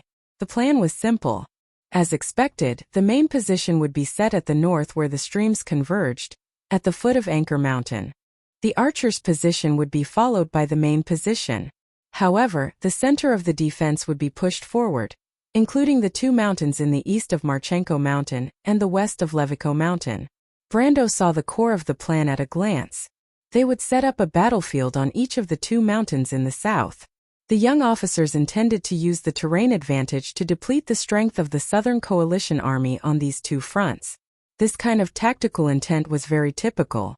It could be said to be a textbook arrangement. However, in Brando's opinion, it was not very good. It was too conservative. He glanced at the others. Princess Griffine did not say anything, and Oberway shook his head. A lone wolf is a lone wolf. Brando shook his head and said, "It is generally feasible, but the details need to be fixed." How do you fix it?" Carglass, who was full of confidence, could not help but stare blankly. This plan was actually made by him, and it was unanimously approved by the officers. He thought that it would definitely be approved, but now it seemed that he was taking it for granted. "This will do." Brando used his hand to gesture twice on the temporary map and replied, "Huh." Carglass' hand trembled, and he almost threw the plan in his hand at his lord's face. "This is called a plan? Isn't that the same as giving up the entire front line? Sir Lord, do you want us to surrender immediately? It would be faster." He looked at Brendel with pitiful eyes, as if he wanted to confirm that his lord did not speak nonsense because he did not sleep for the entire night. However, he did not expect that Brando would immediately glare at him and reprimand him. "What are you waiting for?" The young noble from Tanajil could only admit that he was unlucky and walked out dejectedly. "This seems a little." Oberway could not help but shake his head. Brando's plan was a little too bold, and it was a little beyond his expectations. No, it was more than just bold. If he did not know this young man before, he would have suspected that this young man was a spy. This plan was simply looking down on the intelligence of the Northern Alliance. "You and Makarov have similar personalities, but it's a pity." The kingdom's lone wolf could not help but sigh. In the past, the kingdom had only one lion, one wolf and one fox. But now they could only rely on these young men. He could only hope that his choice was right. Only Brando smiled at this, full of confidence. The sky was starting to brighten, and the army was starting to gather in the forest. Nosida and his dragon riders took to the skies one by one in the morning breeze, and Brando controlled the wind spirit spiders to chase away the scouts in the sky. This was the cleanup work before the battle. At this point, both sides could no longer hide their intentions. The commanders of the Northern Alliance quickly understood that Brando was preparing to fight to the death with them. "You know that you can't escape?" Williams reached out and caught the parchment that the dragon riders threw down. He looked at it indifferently and revealed a disdainful smile. He raised his head. The Mar Highlands were right in front of him. It was 8:12. Brando closed the pocket watch with a brass cover and looked at the other side of the valley. His vision was extremely far, and his powerful perception allowed him to see things a few miles away without relying on external objects. On the other side of the valley, the first Northern Alliance army appeared, but he could not see clearly which column it was. It should be Viscount Finn. There are quite a few of them, at least a few thousand. Count Audine put down his binoculars and muttered to himself. They stopped. They should be waiting for reinforcements. Brando nodded. Count Audine was indeed an old noble who had served in the Black Blade Squad and the Southern Army. His judgment was very accurate. He guessed that it should be Finn's column as well. Enrique, on the other hand, did not think much of it. The young man shrugged and said, "It doesn't matter how many people there are. It's already amazing that they can launch a frontal attack with 1,500 people. The Northerners are really dawdling." Freya stood beside Brando in her military attire. Her hand was on her longsword as she frowned and said, "But they can first attack the two mountains to the south of Marchenko Mountain and Levico Mountain, can't they? Then we'll have a good show to watch." Brando laughed. P.S. And so the main course begins. To be continued. If you like this work, you are welcome to come to Chidian. Come to vote for me. Your support is my biggest motivation. Chapter 598. The sunlight was like a bright sword, piercing through the mist. On the highlands, flowers covered the ground, and rivers flowed as brilliantly as silver. But between the forests, rows of spears pierced through the mist. The Highland infantrymen in armor advanced side by side. Swallowtail flags and spear flags came into view one by one, each painted with the emblem of a leading knight, from a lion to a pelican, from a thorn to a garland. Finn's column, Constantine's column, Beale's column, and the Northern Coalition army were gathering. Spears pierced through the forest, and the snow-white tips rose and fell slightly with the breathing of the infantrymen, weaving a shining ribbon a few miles away. Looking into the distance from Mount Anchor, the south seemed to have become a dark ocean. Flags floated on the ocean, and from time to time, the reflection of weapons flashed across. Brando pursed his lips.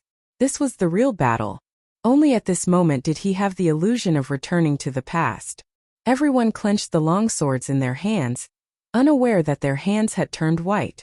The private soldiers of the nobles even forgot to breathe, staring at the endless army with their mouths wide open. And behind the army, there was a steady stream of tales that were converging.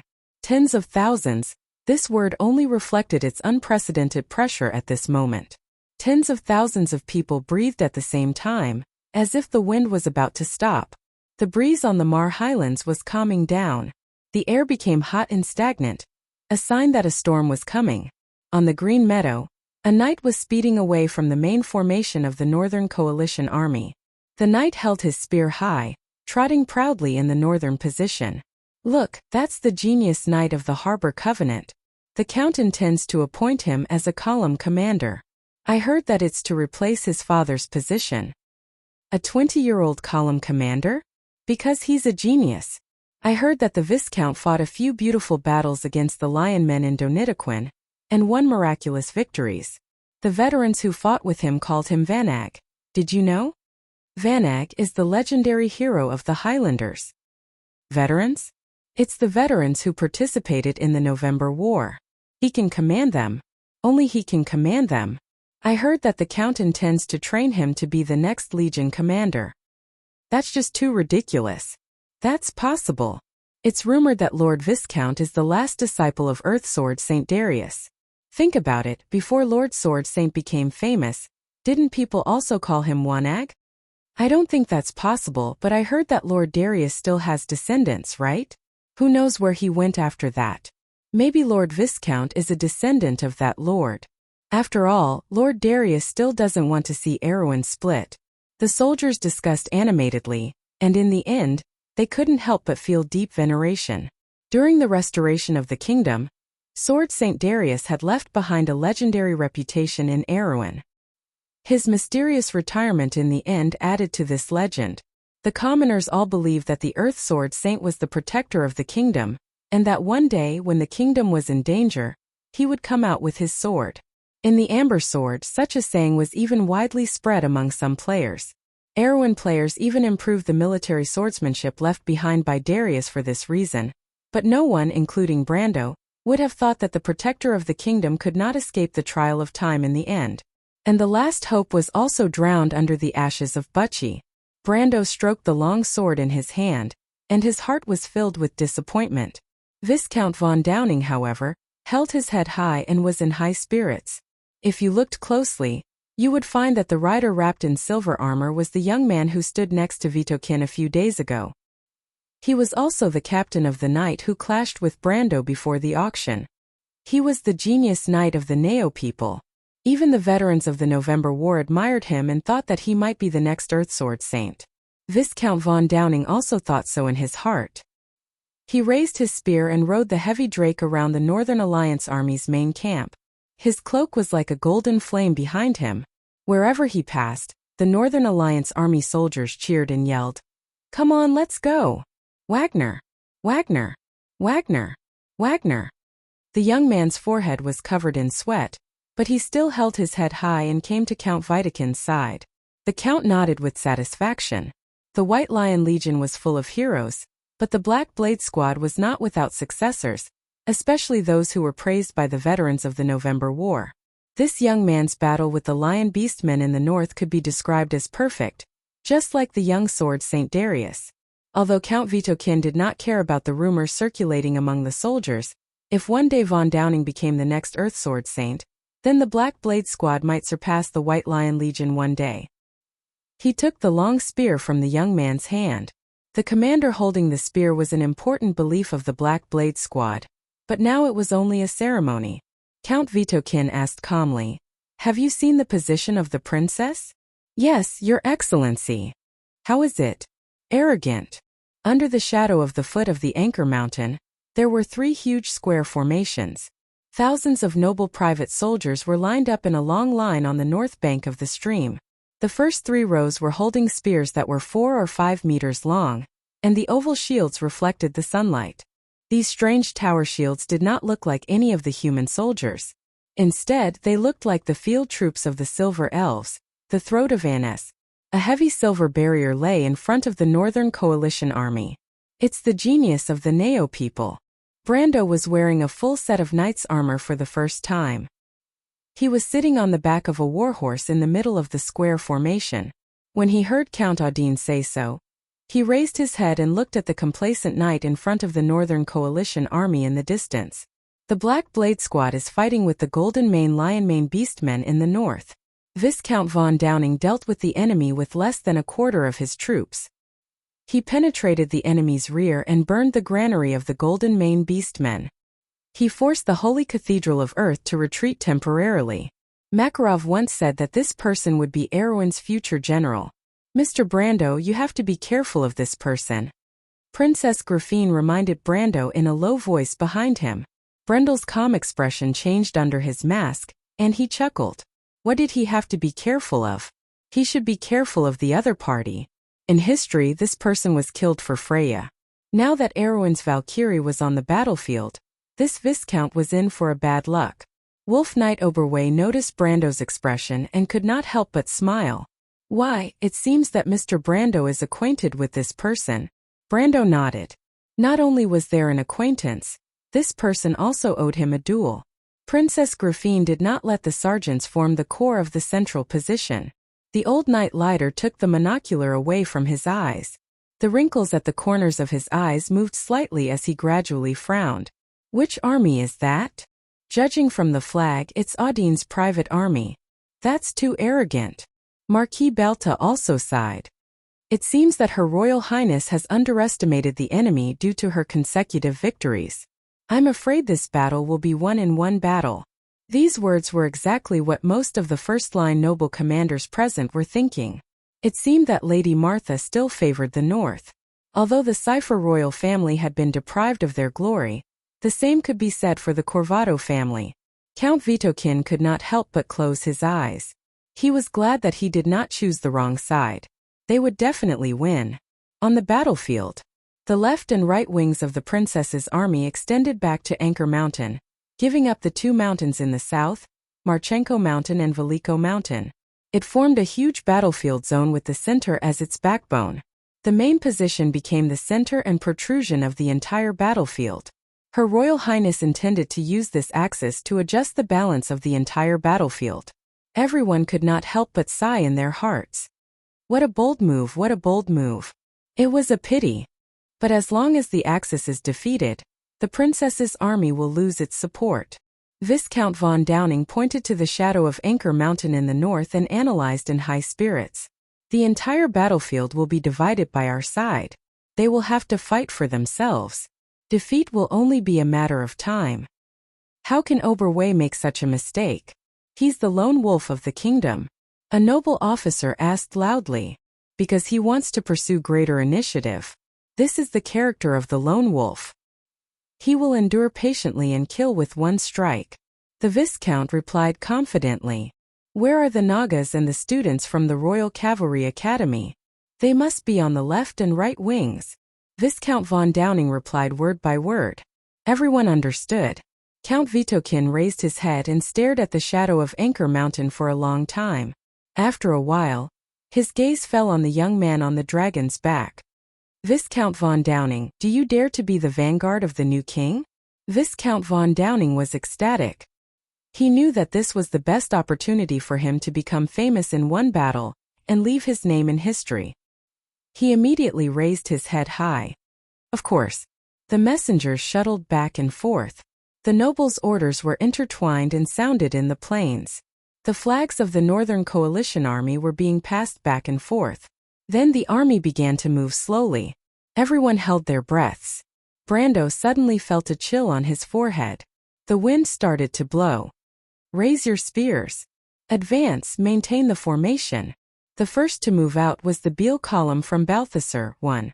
The Beal infantry wore only breastplates, halberds in their hands, wide-brimmed helmets, and loose breeches, which were fastened with iron gauntlets below the knees. The Beal infantrymen were well disciplined. Their uniform blue and white battle robes were connected together. Looking down from above, It looked like a blue and white ribbon on the meadow that was slowly separating from the Northern Coalition army. Viscount von Downing was riding on a huge land dragon, leading his rangers to follow behind the infantry. As far as the eye could see, two thin lines of infantry traversed the entire valley. The blue and white lines were faintly discernible along the undulating terrain. Banners fluttered in the wind, and there were actually hundreds and thousands of them. Although they knew that this wave of attack was just a test, it was inevitable that they would feel a surge of excitement. This was the real battle. How many people could see it with their own eyes? Not to mention personally participating in it. Moreover, he knew that this would be the battle that would make him famous. From then on, von Downing would be another name that shone in Erwin's history. He raised the spear in his hand and shouted at the top of his lungs, "I will take the lead with my spear. You shall win from me. Long live Erwin. Long live the king." His voice shook the plains. The Northern Coalition army responded in unison. The cheers were earth-shattering. The roars were like ripples on water, causing ripples in the nobles' private soldiers under Count Audine. The private soldiers gripped the spears in their hands tightly. Their sweat flowed down like a fountain, but they did not notice. Count Audine looked at his nervous subordinates and could not help but sigh. This plan was too bold. How could his subordinates be up to it? He turned to look at Brando. Brando's face did not have a trace of worry. He was calmly listening to the princess beside him. "I have heard from Oberway about Mr. Brando's heroic actions in Fortress Rieden. I wonder what it was like when Mr. Brando launched his attack?" Princess Grafine looked at the Northern Coalition army with a calm expression. "That time," Brando smiled, "I didn't think too much about it. But people have to survive. It's the same for nobles and civilians. In front of life there is no difference." "Is this what Mr. Brando wants to tell me?" the princess asked sharply. "No, it's just a thought." Princess Grafine glanced at him. Brando was silently counting in his heart. He suddenly turned around and asked, "Amandina, how much longer?" "Less than 10 meters, my lord." Amandina yawned behind him and answered softly with reddened eyes. The Beale infantrymen were slowly advancing along the valley in a row. To them, the princess's army's position on the north bank where the streams intersected was still a gray and unclear line. No one would have thought that they would be attacked at this time. The priests of the Holy Cathedral of Fire who followed the army began to chant prayers. The hymn reverberated over the wilderness forest. From time to time, golden light would fall from the sky and bless the infantrymen. This was a flame protection spell. It was a large area blessing that added 1 point of defense and 1 point of fire damage to the recipient. However, the increased defense of this spell conflicted with the armor. Therefore, the lighter the armor, the better the benefits. It complemented the Beale infantrymen very well. But it was at this time. Everyone on the battlefield saw a sudden flash of light in the Beale infantrymen's formation. Several Beale infantrymen were suddenly thrown high into the air. Their corpses fell like puppets on the grassland full of blooming flowers. Then, a thunderous explosion spread throughout the plains. Background note: Sad Face 1. Neo. A port developed from a fishing village near the Grey Mountains in the Yanalasu province. To be continued. If you like this work, you are welcome to come to Chidien.com to vote for me. Your support is my biggest motivation. Chapter 599. What was this? Magic? All the commanders of the Northern Alliance were so shocked that they stopped what they were doing. Even Viscount von Downing did not have the time to react. One after another, flashes of light exploded in the midst of Beale's infantry. Boom! Boom! Boom! Boom! A storm of explosions enveloped the entire front line. This was the first time Beale's infantry had encountered such a deadly weapon on the battlefield of Wound. The pyrolysis crystals buried under the grass immediately released all the energy contained within them. The terrifying impact not only lifted the grass, but also directly impacted the infantry on top of it. The Beale's infantry's iron gauntlets were first deformed by the impact, and then their bones were broken by the huge impact. They flew up along with their owners. Their breastplates instantly caved in during the process, and all the bones and organs inside were directly crushed into powder.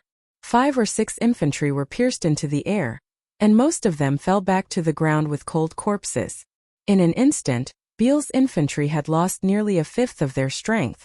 But the more serious blow was to their morale. They had not even come into contact with the enemy, and they were already in trouble. The cheers of the Northern Alliance's soldiers who witnessed this scene were like ducks that had been strangled by their throats. They stopped cheering in an instant. Is this what you made from the things you took out from the magic furnaces?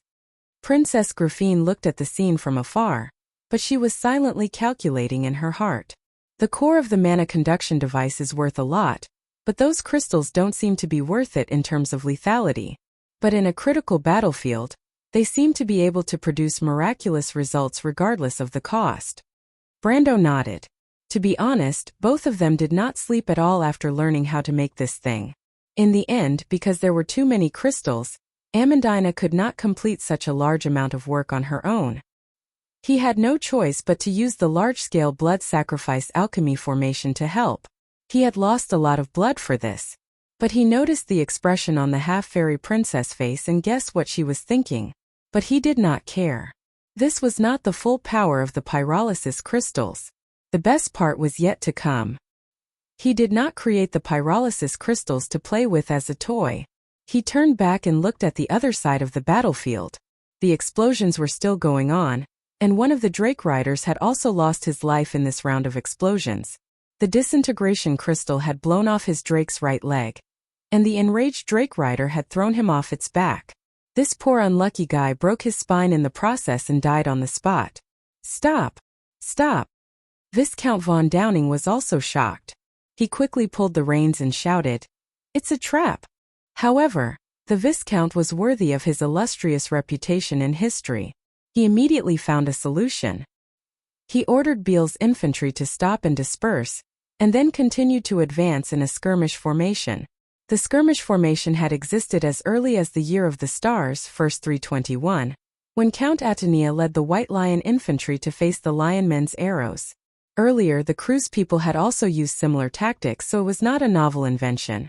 But he had learned and applied it flexibly here, and the commanders of the Northern Coalition Army were impressed. As expected of the genius of the Neo people, Viscount Finn could not help but praise beside Vito Kin. The Count was also very satisfied. At least it did not prove that his choice was wrong. Being able to see through people was one of the virtues of the nobles. But before he could finish his words, as if to refute him, the battlefield was filled with an even brighter flash of light. The violent explosions were almost continuous, causing the entire valley to tremble. Viscount von Downing looked at everything that happened in front of him with his mouth agape. The violent explosions lifted the grass, and the soil soaked in blood fell around him, as if it was raining mud. He wiped his face, and his face was sticky and uncomfortable. In his imagination, the princess's side only had half a night to set up the formation and lay the trap. How could they have so much time? He thought that the other side was just bluffing and wanted to buy time. But he did not expect that he was wrong about one thing. Brando's trap was not as complicated as he thought. In fact, he and Amandina just casually made some of the leftover scraps and threw them into the grass. But it was this product that brought a lot of trouble to the Northern Coalition Army. Brando saw the Beale infantry stop again, and he could not help but feel a sense of satisfaction in his heart. There were no international conventions in this world, and he could use any kind of mine he wanted without any psychological burden. And this was the first time this killing machine appeared on the battlefield, and it did indeed bring unimaginable benefits. If the Northern Coalition Army wanted to continue advancing, they would have to pay a terrible price. And the real purpose of these mines was to deter the enemy's morale. Losing one or two troops before coming into contact with the enemy was a terrible omen in the fantasy world of Wond. Of course, the other side could also stop and slowly clear the mines. Anyway, he and Amandina did not bury the exploding crystals too deep, and they could still find them one by one if they were careful. But that was exactly what he wanted. He was not short on time anyway, and it would be best if this battle dragged on for a week or half a month. But by then, the nobles of the North would no longer have the final say on the battlefield. But the Northern Coalition Army obviously understood this point, and did not intend to give Brando this opportunity. Viscount von Downing only stopped for a short while before ordering the Beale infantry to continue advancing, still in a scattered formation. This was purely using human lives to fill the hole. Beale's infantry immediately became restless, but it was immediately suppressed. Viscount von Downing ordered his cavalry to kill a few of the disobedient soldiers with a cold face, and the infantry brigade began to move forward reluctantly. But at this time the heroic shout of, "I will take the lead with my spear, and you shall win from me. Long live Erwin! Long live the king!" became a ready-made joke, and the morale plummeted. Viscount von Downing stared fiercely at the north, his face ashen. But no matter what, the Northern Coalition army finally began to move forward again. Amidst the explosions, Beale's infantrymen continued to lose men. In the end, these disciplined infantrymen could no longer withstand the pressure and collapsed. The lower-ranked soldiers cried and wanted to retreat, but the shining spears still drove them forward. This scene reminded him of the time when the Kurletz Empire drove their slave soldiers to attack Awen. But the Kurletz Empire drove away their enemies and captives, while the Awen Empire drove away their own people. He looked at this scene coldly. Behind him, Princess Griffine also bit her lower lip. The 1st Infantry Brigade of Beale's column finally collapsed or was completely finished. Not only did this brigade completely lose its organization, but it also lost its spirit. Everyone understood this point, and the Beale Brigade would not be called the 1st Infantry Brigade in the future. That would be a nightmare in everyone's heart. But this nightmare was still going on. Viscount von Downing replaced the 2nd Infantry Brigade, and at this moment the young man seemed to have become a cold grim reaper guarding victory, coldly filling in the predetermined victory with human lives. He only needed the final result. As for the sacrifice, it was just a number. The Northern Coalition Army's advance finally saw results, and Beale's 2nd Infantry Brigade finally approached Brando's position, less than a mile away.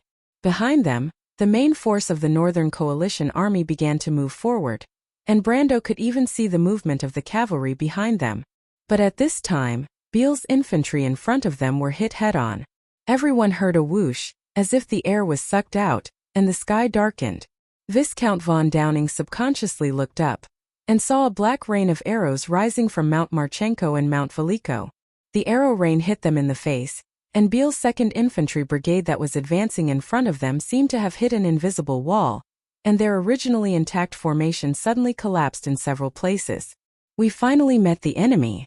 Viscount von Downing's heart flashed with excitement, and he immediately turned back and shouted, "Order the Highland Infantry to attack Mount Veliko immediately, and take down that mountain first." Beale's infantry continued to advance. The Squire Knight behind him immediately raised a bugle flag. At the other end of the valley, a bugle flag was also raised. Viscount Finn looked from afar, and immediately rode out from the knight's encirclement. A knight behind him raised a bugle and blew it. The sound of the bugle from afar rang through the valley. Finn's Highland infantrymen began to leave the main formation. Thousands of grey-robed infantrymen flooded the riverbed at the bottom of the valley like a torrent. In front of them, the Beale's light infantrymen had already cleared a safe path for them, allowing them to attack Mount Veliko unimpeded. But unfortunately, the attack did not go as smoothly as expected. Finn's 2nd Highland Infantry Brigade had just entered the Black Pine Forest when they heard a hissing cry from the forest, "Sarko!" If they understood the Naga language, they would definitely understand the meaning of this sentence. "Throw!" Sani opened his mouth, and the long howl pierced through the entire forest. The Naga warriors who were hiding in the pine forest had already seen the human silhouette reflected in their yellow pupils. They raised their spears in unison and threw them downwards. Screams of pain rang through the forest. Finn's Highland Infantry Brigade's 2nd Highland Infantry Brigade's 7th Division was almost completely engulfed by the rain of spears. The leading centurion, Sir Raphael, died on the spot, and only 1/3 of the 150 infantrymen survived. "Arm!" Sani immediately ordered his men to lay down their spears, and the Naga Praetorian Guards raised their spears at the same time, and the first 3 rows immediately formed a steel jungle. The Highland Infantry Brigade's 3rd, 4th, and 9th Divisions had already passed their comrades. Centurion Broad and his comrades were personally supervising the battle, and when he saw the weapons in the hands of the Grey Finn Naga in the forest, he knew that things were not going well. But it was too late to retreat, and everyone could only watch as the two armies of different races collided. A neat muffled sound rang out, as if the spears were tearing through chainmail. Broad could not help but raise his head subconsciously, and saw the first row of Black Blade Squad soldiers in front of him flew up neatly, and were thrown back, crashing into rocks or hanging on tree trunks. The Naga Praetorian Guards were still advancing, and the 3 divisions of Highland Infantry Brigades formation was like a thin layer of paper that could be easily broken with a single poke. A Tier 3 army displayed overwhelming strength against a Tier 1 army. Broad saw the Naga Praetorian Guards almost instantly clear out the human soldiers in front of them, and the Nagas at the back row were neatly taking out the second spear from their backs. This was the last scene he saw in his life. The forest was a mess, and the corpses of the human soldiers were nailed to the ground everywhere. Sani raised his head and looked. Brando had roughly told him about the structure of the Black Blade Squad, and the Naga Praetorian Guards had defeated about half of the human army, but this was enough. Collect the corpses of our people, clean up the battlefield and retreat. Sani immediately ordered all his subordinates in the Naga language. Brando did not intend to tangle with the Black Blade Squad on these 2 hills. The students of the Royal Knight Academy had originally planned to turn this place into a meat grinder, but in his opinion a meat grinder was not worth it. But if they gave up these 2 hills, could the central position really be defended? Sani's scorched yellow vertical pupils could not help but flash with a trace of doubt. When Viscount Finn arrived at Willico Hill, he saw a hellish scene. In just a short quarter of an hour, the 2nd Brigade of Highland Infantry Brigade had lost a total of 5 divisions and 4 centurions. He had not suffered such a tragic loss even when he was surrounded by the Lion Beastmen in tows. And although the captain of the night squad had assured him that they had gone through an arduous battle to finally defeat the enemy, the Grey Finn's Nagas, and take over this hill, Finn was not stupid. He could obviously see that the Nagas had retreated on their own initiative, or else his men would not have failed to even get a single corpse. Forget it. Viscount Finn gritted his teeth. In any case, it was fine as long as he completed the mission. He would not take the initiative to ask for punishment from the Count for such trivial reasons. Clean up the battlefield immediately and report our victory to Count Vito Kin, Finn ordered fiercely. He could not help but raise his head and look at the center of the battlefield.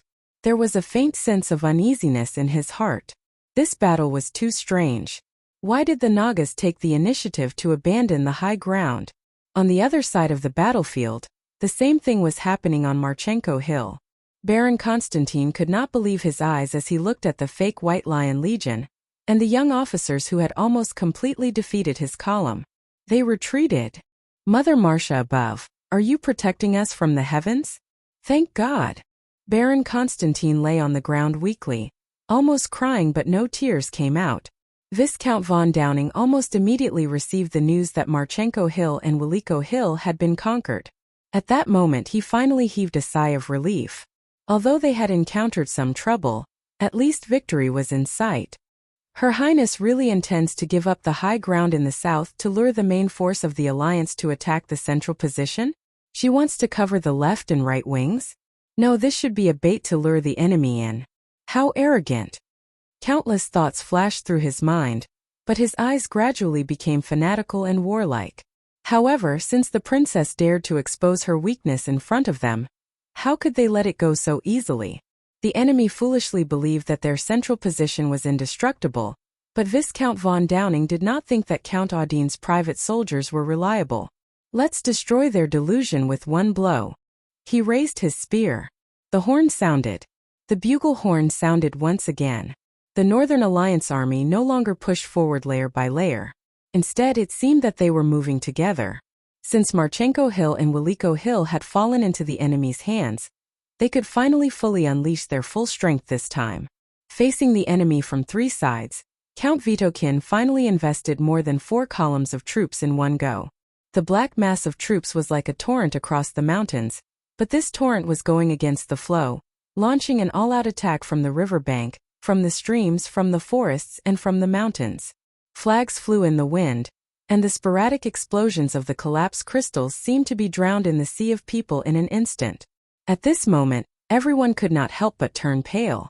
There were too many enemies. After losing Marchenko Mountain and Veliko Mountain, there was no doubt that the central position would be able to hold on under the pincer attack from 3 sides. Relying on those private soldiers, Brando's face finally showed signs of nervousness. He was not worried about whether there would be any flaws in his plan, but he was worried about whether Count Audine's private soldiers could withstand the huge psychological pressure. If they collapsed at the first touch, then it would all be over. However, he only had this one chance. He had to lure the enemy's main force here. "Hold on for me," Brando shouted in his heart, but he subconsciously pulled out his sword. Although he had not yet met the enemy, he could already feel that the noble's private soldiers were beginning to crumble. He could not wait any longer. He had to stabilize their morale. He raised the Haurengaya high, and the behemoth's grip on his arm had the ability to transform itself, just like in the game. It perfectly integrated with the sky blue armor. The metal gauntlet looked like the claws of a blue dragon, and it looked majestic. Behind him, in the archery position on the hillside, the noble archers finally received their orders. At the same time, they pulled out arrows from the quiver on their backs and drew their longbows. The arrowheads of the arrows had been removed and replaced with sparkling gray crystals. Bess looked at these longbowmen and could not help but shake her head. Their movements were slow and not standard. These nobles' private soldiers were really useless, and their numbers were too small. There were more than 1,000 archers, and half of them were temporarily transferred. Could these people really be of use? She was very doubtful. However, the commander had personally said that as long as they could draw their bows and shoot arrows into the enemy's formation, it would be enough. Bess looked at the black mass of the Allied forces at the foot of the hill, and thought that it was not difficult at all. There was no need to aim at all. Ready. She also drew the shale longbow in her hand. Shoot. To be continued. If you like this work, you are welcome to come to Chidian. Come to vote for me. Your support is my biggest motivation. Chapter 601. In Brando's field of vision, the distance between the sky and the earth became narrow and wide. The spearmen in front of him lowered their center of gravity, and their shiny helmets sank down one after another. Their spears seemed to rise from the sea of helmets. He vaguely heard Bess's shrill voice like a siren's. Shoot!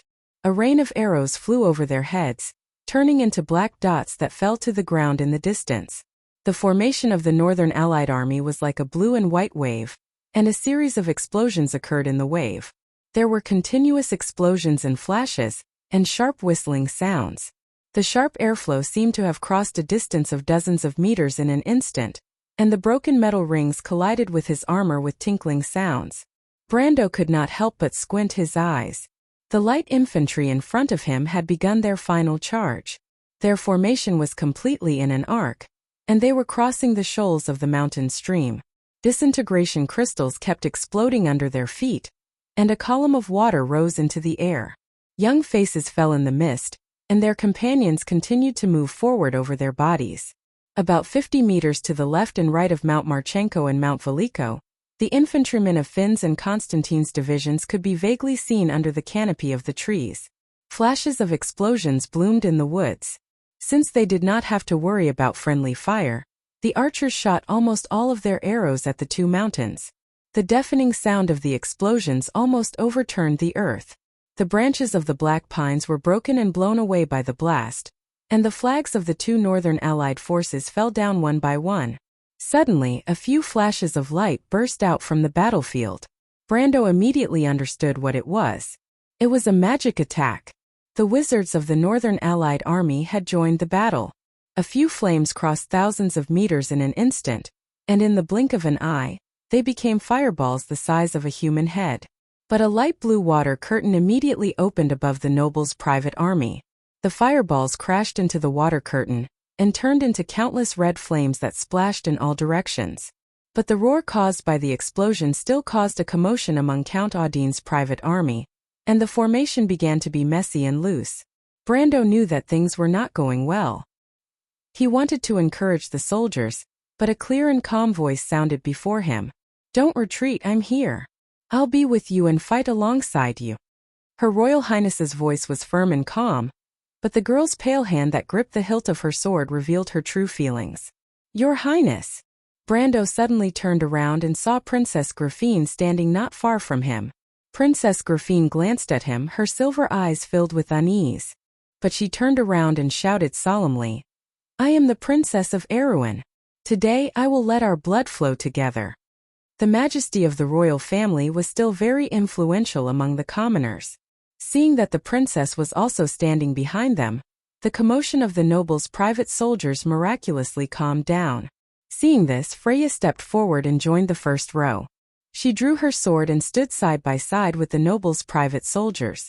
Although this girl from the countryside of Bucci was not good at words and actions, and did not know how to say any impassioned words to inspire people, as long as she held the Lionheart sacred sword with both hands and did not take a step back, the men would not be embarrassed to leave their positions and let her face the army alone.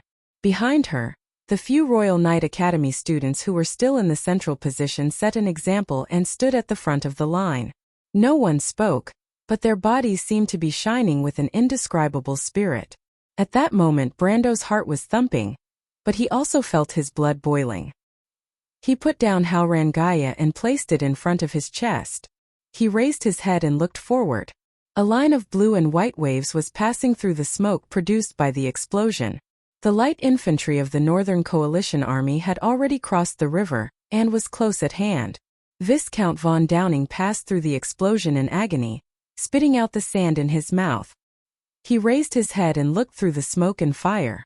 Strangely, he saw that Count Audine's private soldiers had just calmed down from the commotion. They also have brilliant officers. This thought flashed through his mind. The two armies crashed into each other with a loud bang. The nobles' private soldiers all stretched out their spears. The halberds in the hands of the Beale light infantry at the front were pierced before they could reach them. The sharp spears pierced through the Beale light infantry's slanted breastplates, and they fell to the ground in rows. From afar, the Beale light infantry's swallowtail flag at the front row collapsed like wheat stubble. The nobles' private soldiers took a step back, but the second row of Beale light infantry had already pierced through the forest of spears with their halberds. However, these halberds all hit the big shields in vain. The nobles' private soldiers at the back row pierced their spears through the gaps between the big shields and accurately pierced the fish that slipped through the net to the ground. However, the light infantry at the back row continued to move forward, passing over the corpses of their comrades. The nobles' private soldiers had no choice but to continue to retreat. Because the impact from each direction was not uniform, although the officers at the front row shouted at the top of their lungs, "Retreat! Retreat!" But the first row of battle lines still began to have continuous fractures. Brando was screaming in his heart, but he realized that the Beale light infantry on the other side did not make good use of these fractures. They were just advancing blindly. He then realized that he was only commanding a private army of nobles. The other side was just an irregular army formed by human light infantry that could not even be considered grade 1. He breathed a sigh of relief. He was really a little too neurotic. After all, this was only the year of the sword. The soldiers on the battlefield were not the famous soldiers of the future. He calmed down a little and raised his head. He saw that in the sea of helmets, shield tips, spear tips and flags, there was a group of land dragon rangers cruising outside the formation in the distance. "It's that guy." Brando realized that the other side was waiting for an opportunity, waiting for the fractures to expand to a point where the rangers could seize the opportunity. He subconsciously looked at the north foot of Mount Marchenko and Mount Veliko, and von Downing happened to do the same. The young Viscount rode on the land dragon's back and saw that the vanguard of Finn's and Constantine's divisions had already appeared at the edge of the forest, and right in front of them were the left and right flanks of the nobles' private army. They're advancing faster than expected. Viscount von Downing was slightly stunned. He knew very well what Finn's and Constantine's divisions were like, but he did not expect them to brace themselves and pass through the explosion at the crucial moment. God was on Cypher's side. But when he saw the same scene, a thought flashed through his mind. Best did a good job. The nobles' private army slowly retreated with their backs against Mount Anchor, and the Grey Finn Naga Praetorian Guards and the students of the Royal Knights Academy quickly appeared on their flanks at the south foot of Mount Anchor. Viscount von Downing instantly understood what Brando wanted to do. Concentrate the superior forces on the left and right flanks, lure and destroy the Northern Coalition Army's salient points at Mount Marchenko and Mount Veliko, and let the main force of Beale's infantry form a salient point to complete the encirclement. Signal the flag. Viscount von Downing immediately ordered. Tell Viscount Finn and Baron Constantine to hold on. Tell them that victory is in sight. He paused for a moment. Convey my order to Count Vitokin. It would be best if you could ask him to give the same order again." The cavalryman who passed the order immediately retreated. The battle was gradually becoming white-hot. Due to the repeated attacks, the formation of the noble's private army had begun to slowly tilt to one side, like a huge piece of butter that had begun to melt, and one corner was seriously lagging behind. Viscount von Downing keenly grasped this change. He pointed his spear at the noble's private army's flanks and shouted, "Concentrate on the left flank. Destroy their main formation first, and victory will be ours." Brando heard Count Audine roaring at the top of his lungs behind him. "Be careful of the Rangers, don't expose the flanks to them." For the first time he felt a sense of crisis approaching.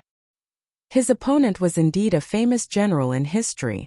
If it was only a battle of commanding an army, he might not be his opponent. "Mr. Brando?" Princess Griffine's fair face was flushed, and the hand holding the sword trembled slightly because of excessive force. She looked around on the horse, and there were enemies everywhere, as if she was in an endless sea. "The left flank can't hold on any longer." Brando only nodded to her. "Maynard." He immediately turned around and shouted, "Yes. I'll hand over the command to you." Maynard turned around, and under her black hair flying, Brando saw a strange look in her eyes. But the female knight did not ask any more questions, and only nodded. "Mr. Brando, you?" Her Royal Highness was slightly startled. "What are you going to do?" Brando was turning his horse around, and the princess's surprised voice made all the junior officers and even the knight turn around. They were surprised to see their commander leave the front line and gallop to the left flank alone.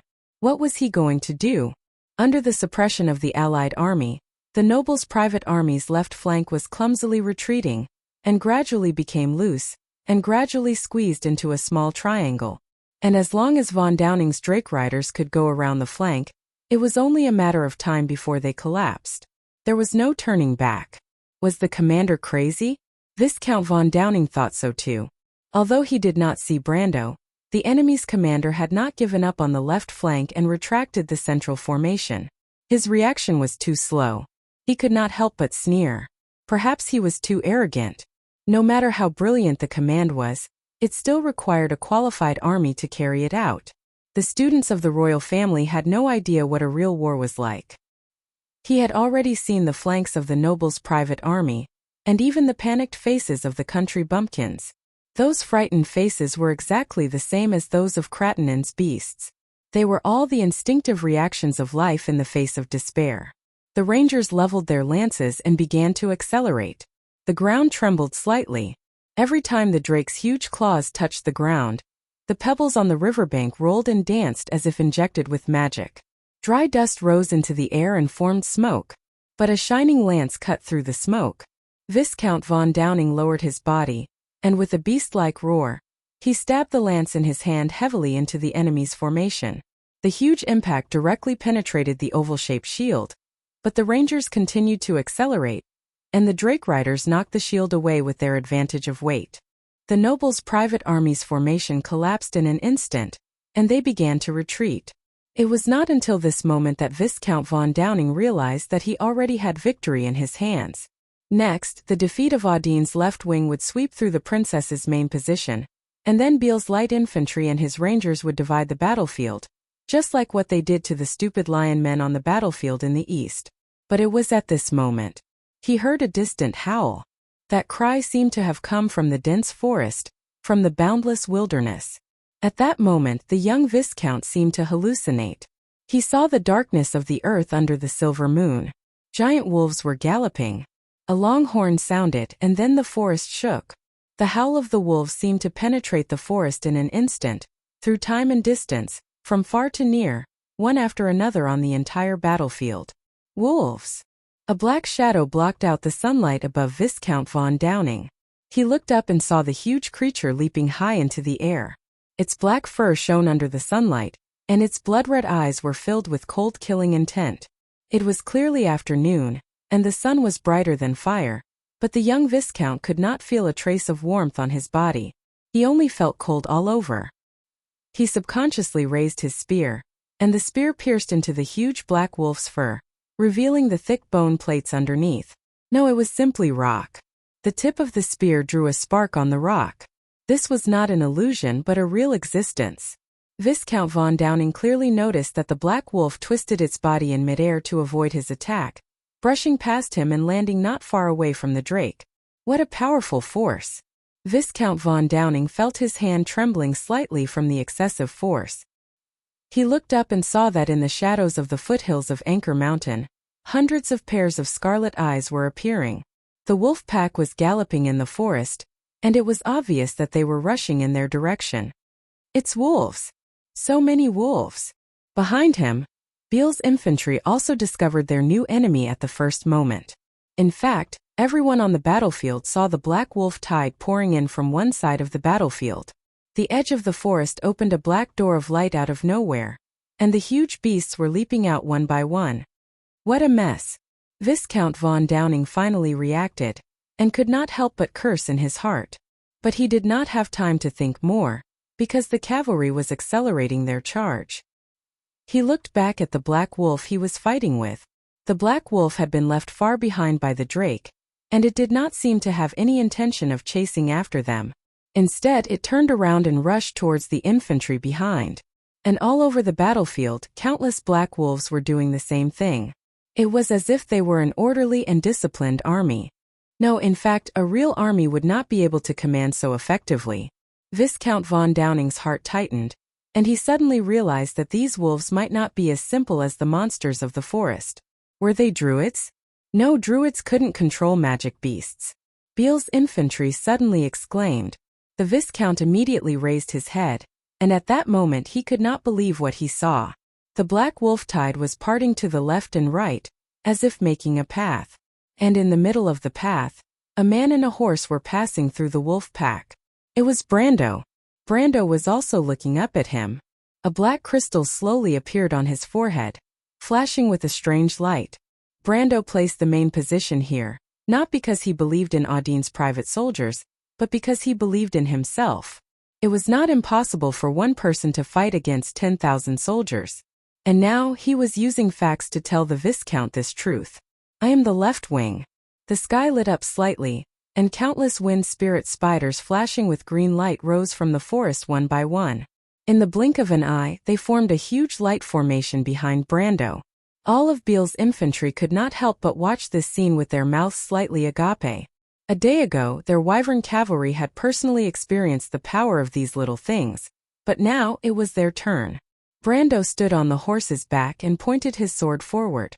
A golden-red rain of light poured down from the direction of his sword, and the dragon roaming cavalrymen at the front were pierced through by the light pillars one after another. Over 100 cavalrymen were turned into ashes in the blink of an eye. But what made him slightly disappointed was that Viscount von Downing was indeed cautious. The moment the wind spirit spiders rose into the air, Viscount von Downing turned around and fled with a few of his guards, allowing him to escape this round of attack. After all, the attack of the wind spirit spiders had a certain delay. When Brando went to look for him again, he had already blended into Beale's light infantry brigade, and even abandoned his mount. He could not help but think that this guy was too cowardly. He did not know how Freya killed him. But this was not unexpected. After all, this guy did not even dare to duel with him in Ampere-Seal, so he probably did not have much courage to speak of. After all, there were many nobles who would fight to the death with their opponents in order to protect their reputation. Brando shook his head and did not continue to order the wind spirit spiders to attack Beale's light infantry. He knew that the battle was far from over, and every bit of elemental energy he could leave was better than nothing. And the enemies in front of him were no longer a threat. In front of him, the combined army of black wolves and rock leopards was colliding with Beale's light infantry. However, hundreds of silver and iron pinnacle black wolves and rock leopards could only fend off the thousands of soldiers in this direction. Brando was waiting for an opportunity, and the commanders of Beale's division were also waiting for Finn's division and Constantine's division to complete the encirclement.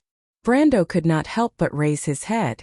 Reflected in his vision were the mountains of Marchenko and Veliko that were shrouded in dense explosions. Viscount Finn was stunned by the deafening explosion, and looked at Count Widekin's attendant in front of him. He shouted loudly in an attempt to drown out the terrible sound of the explosion. "What did you say?" You said that Count Vitokin wants me to attack? Send in all our troops? The attendant knight nodded. Yes, my lord. Viscount von Downing has reported to Count Vitokin how you risked your lives to send the vanguard into battle. Count Vitokin also praised Finn's division for their tenacity, but both of them hope that you can send in more troops to support the front line. Victory is in sight. Both of them were shouting themselves hoarse, as if that was the only way they could hear each other. The whole mountain trembled, as if it was going to explode in the next moment. But Viscount Finn could not help but have an extremely strange expression on his face. When did he send the vanguard into battle? Didn't his vanguard get wiped out in the first attack? The opponent's spell was too terrifying. He had never seen a spell that could last for so long. Viscount Finn? Viscount Finn did not know what to say for a moment.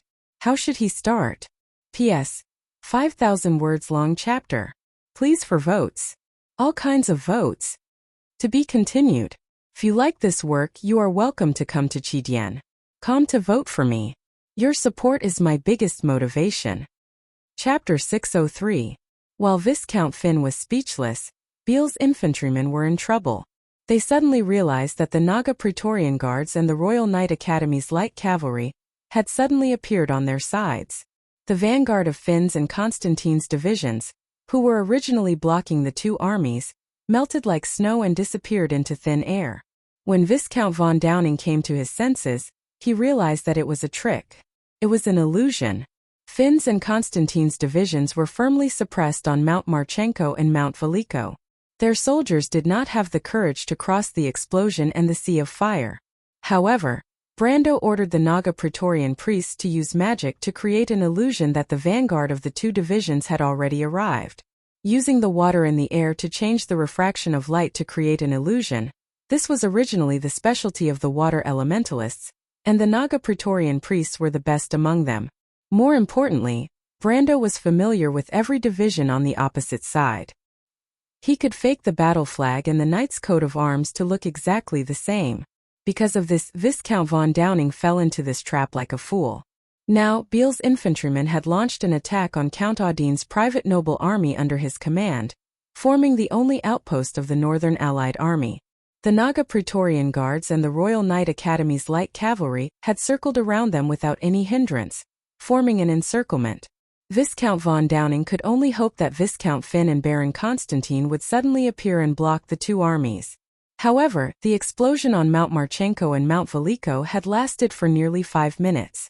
The enemy's archers were bombarding the two positions with arrows that could explode as if they were free, forming a barrage of bullets. He did not even have the extravagant hope that the enemy's longbowmen would stop to rest for a while because they had exhausted their strength. He only needed one glance to know that the enemy had at least divided the archers into several teams and used them in turns. And with the courage of the two good-for-nothings, it was unlikely that they would appear on the battlefield before the enemy ran out of arrows. Therefore, the result was very difficult to change. Now, it was Beale's turn to be attacked from the rear. Originally, they had the delusion of passing through the princess's main position, but Brando's appearance instantly shattered all their hopes. These light infantrymen were shaken in an instant. Although they were still resisting, it was only a matter of time before they collapsed in the encirclement. The changes at the front quickly reflected the entire battlefield. Count Vitokin finally realized that he had been tricked. Now, he could continue to send reinforcements to rescue the light infantrymen of Beale's, but who knew if this was another trap? Or simply abandon Beale. However, the generals around him might not necessarily support his view. All the commanders of the Northern Alliance army on this battlefield were all nobles. Without the lips, the teeth would be interdependent. He SSSSSS, but he had to make a decision quickly. And they. And SS was S ants. Were S the S's. The dragon S. The valley was a huge slope. It was extremely strenuous for this to charge from the bottom to the top. They only had one chance to defeat their opponents. Count Vitokin, please make a decision. Vitokin was surrounded by his old subordinates. How could they not understand that their lord was in a dilemma? They could not help but say in unison, "No matter what decision you make, we will support you, my lord." Vitokin smiled bitterly. The only way now is to think of a way to liberate Finns and Constantines. As long as they can appear on the battlefield on time, there is still room for redemption. Everyone's eyes lit up. This was indeed a solution. Why don't we order the Dragons to join the battle? They are the only ones who can do this. Only by harassing the enemy's archers from the air can we rescue Viscount Finn and Baron Constantine. How could it be so simple? Count Vitokin could not help but shake his head. However, he felt helpless because this was the only card he had. Although the Northern Allied army was powerful, they could not fully display their strength in this valley. If they could not take down the enemy in one go, this battle would take a few days. Undue delay may lead to many dreams. Therefore, the Black Blade Squad's dragon riders, who had been mobilizing for the entire night, began to take to the skies one by one. What awaited them was indeed the dragon riders of the Southern Legion, who were waiting for them at ease. In addition, Brando's Heaven's armor was always present. At least, that was what all the noble commanders of the Northern Coalition army thought. For a moment, the sky and the ground turned dark, but the effect was very limited. The Black Blade Squad and the Dragon Cavalry of the local troops were at least 3 times the number of the Dragon Cavalry of the Southern Legion, but their combat strength was uneven. In addition, the Dragon Cavalry did not have sufficient rest, so their combat strength was reduced by at least half. For a moment, they were suppressed by the Dragon Cavalry of the Southern Legion, who were far fewer in number. The commanders of the Northern Alliance army realized that things were not going well. Not only were Finn and Constantine's divisions not liberated, but the battlefield had also fallen into an even bigger stalemate. Ferd's heavy cavalry also began to speed up. The battlefield had already turned into a situation where there was no turning back. And this was the moment that Brando had been waiting for. The heavy cavalry of the Northern Coalition army was crossing the flower-filled plains. The wind and clouds gathered above their heads, and a new storm was gathering in the outer sea of Ampere Seal. The sky began to darken. If one stretched out their hand on the battlefield at this moment, they would see a light drizzle in the sky. Accompanied by the uniform footsteps of the Earth Dragons, the ground began to shake again. This time, it was different from the slight trembling of the Rangers' charge. Instead, the entire battlefield seemed to be roaring, like rolling thunder, sweeping from the horizon. And above the sky, real thunder was also faintly roaring. "Siren, please attack those heavy cavalry with your men," Brando suddenly shouted. Bridget looked at the human heavy cavalry calmly. This was the first time the Grey Fin Nagas fought against humans on land. This was also a valuable experience for them. She raised her hand halfway, and between her 4 slender and long fingers were colorful webbing. It looked very strange to humans, but it also had a feminine beauty. The Naga Siren once again began to cast spells, and ice blades once again appeared above the battlefield. On the other hand, their human opponents had yet to catch their breath. As silver-tier elementalists with a single element, and with the blessing of the sea god, these siren priests had a far greater advantage in terms of magic power compared to their peers in the Northern Allied army. They could support them in returning to the battlefield in a much shorter period of time. But to Bridget's surprise, before they could control the landing point of the ice blades, the whole space seemed to have quieted down for a moment. Suddenly, countless silver lines of law were born between the clouds. These lines shrouded the entire battlefield, weaving a huge boundary. In an instant, all the spells disappeared without a trace. Disassemble incantation. Bridget frowned. Disassembling incantations was the specialty of law adepts. But with such a large area of effect and such a powerful effect, the opponent had to be at least an elemental rank wizard. Bridget was obviously not familiar with the power of humans, but Brando knew who it was. The chief wizard under Duke Cypher, Garlock the Wanderer, and one of the top law wizards in Erewhon. The opponent could not wait any longer, but finally this guy made a move. That was enough. He immediately turned around and shouted, "Amandina! I'm here, my lord." The noble girl shouted in the crowd. "Now, I understand. Everyone." Brando suddenly raised his head and roared to the sky, "Cover your ears." Huh. The situation on the battlefield was ever-changing, and even everyone on the princess side was stunned by the wolves that Brando suddenly summoned. Her Royal Highness and Oberway were not ignorant people. They recognized at a glance that those were black wolves, which were not considered high-level magic creatures in the Black Forest. But according to the legends of the mountain people, black wolves only appeared in packs during disasters, and that was the calamity of wolves. Mr. Brando, he? Princess Griffine's jaw dropped as she stared at the black crystal on his forehead. Her face was pale as she asked, "That is?" Oberway also frowned. "Haha." Only Count Audine laughed. "The Lord of Darkness herds wolves. Before the end of the world, disaster follows. The saying that the black wolves are a sign of disaster is just a nonsense rumor of the witches. Only the mountain people are ignorant and superstitious. I have seen the real calamity of wolves in the loop of trade winds. But even if it is a disaster, humans can overcome it." "It was Mr. Brando who made me believe this." Count Audine laughed. "Someone can bring light in the darkness. I have seen all of this with my own eyes." Princess Griffine remembered his experience and nodded slightly, but she could not help but look at Brando curiously. But what everyone did not know was that further away, in the forest on the top of Anchor Mountain, an old voice was softly chanting the same words. "The Lord of Darkness herds wolves. Before the end of the world, disaster follows. In his eyes there are no secrets in the world. The prophecies are being verified one by one. My king, you are indeed back." Brando's long roar shook the forest, and even the black wolves beside him stopped. The next moment, everyone felt the ground shake slightly. It was not the vibration caused by the heavy cavalry running, but the whole valley shook. Large groups of soldiers fell to the ground as they lost their footing. The heavy cavalry of Ferd's column was even worse. They had just started to accelerate, but they fell to the ground in rows. A large number of knights had broken their necks before they could even enter the battlefield. But no one cared about what was happening on the battlefield. Because a terrible roar was coming from the ground, everyone could not help but look down. The ground was shaking slightly, as if there was some terrible energy brewing below. The faint roar was like the roar of a giant beast, and it was approaching. The source of the loud sound was rapidly approaching the ground, and then everyone looked up. Suddenly there was a flash in the gloomy sky. It was as if a bolt of lightning had illuminated the entire battlefield. However, that bolt of lightning didn't descend from the rolling dark clouds. Instead, it came from underground. In the direction of Marchenko Mountain, there seemed to be an opening, and a dazzling white light gushed out from below. "Viscount Finn is finished."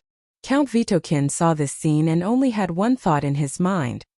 He suddenly realized something, turned around in horror, and shouted to his subordinates with his mouth wide open. However, in the vast expanse of white light, a loud sound seemed to drown out everything. After a sharp sound, everything fell silent. Everyone saw the people around them shouting in horror, but they could only see their mouths opening and closing, and no sound came out. The loud sound waves even swallowed all the noise, but strangely, it made the world quiet down, and no one could hear a single sound. Then the terrifying sound of an explosion swept past like a gust of wind. Everyone subconsciously stepped back, and the terrifying shock waves swept across the battlefield like a bright ring. Then, whether it was the light infantry, heavy infantry, or the knight riding on the drake, they were all lifted up by the gust of wind and flew back more than 10 meters before falling back onto the meadow. At that moment, the whole valley shook, as if the northern branch of the Erek mountain range was about to collapse. The white light instantly cut off the connecting section between Marchenko Mountain and Wiliko Mountain. After a long time, when Vitokin finally got up from the ground and regained his senses, he looked at the battlefield in front of him and could not help but feel his mind go blank. The heavy cavalry of the 3rd Division had completely disappeared, and half of the heavy infantry had disappeared. On the other side, Stevenson Division had also disappeared by nearly a third. Marchenko Mountain had almost disappeared, and Wiliko Mountain had been cut in half. There was only a deep rift valley left on the ground between the two mountains, and the bottom of the rift valley was like an abyss, surrounded by white fog. But before Count Vitokin could find any suitable order in his muddled mind, the dense white fog seemed to come alive. It kept rising up and then combined into a huge spinning tornado. Everyone who was still alive could not help but look up at the rapidly expanding storm that was dozens of meters above the ground. It was clearly not just a gust of wind, because everyone felt a huge pressure descending on the battlefield. And then, a majestic voice resounded throughout the battlefield. Lowly mortals, thank you for breaking the seal for me. A thunderous voice came from the wind. The storm clouds in the sky were gathering above its head, and the rain on the battlefield seemed to have become heavier in an instant. Lightning began to shuttle between the clouds, and then the lightning gathered on the tornado. But I hate it when people disturb the elegance of the silent wind.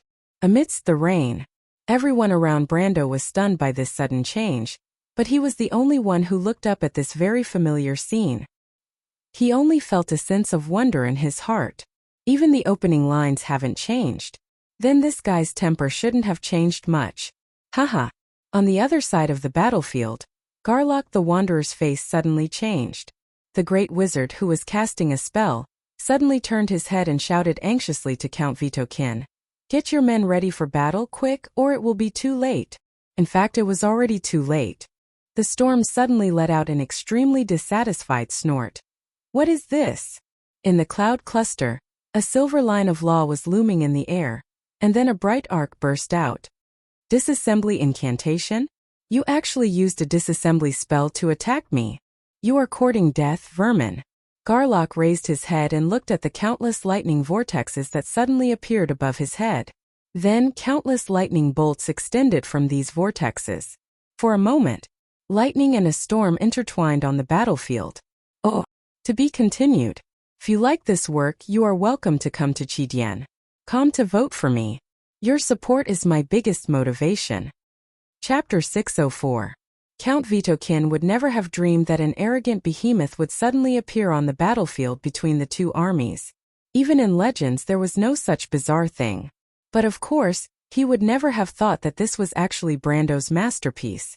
As early as the night before, Brendel had already buried a large number of disintegration crystals in the seal nodes of the Holy Cathedral.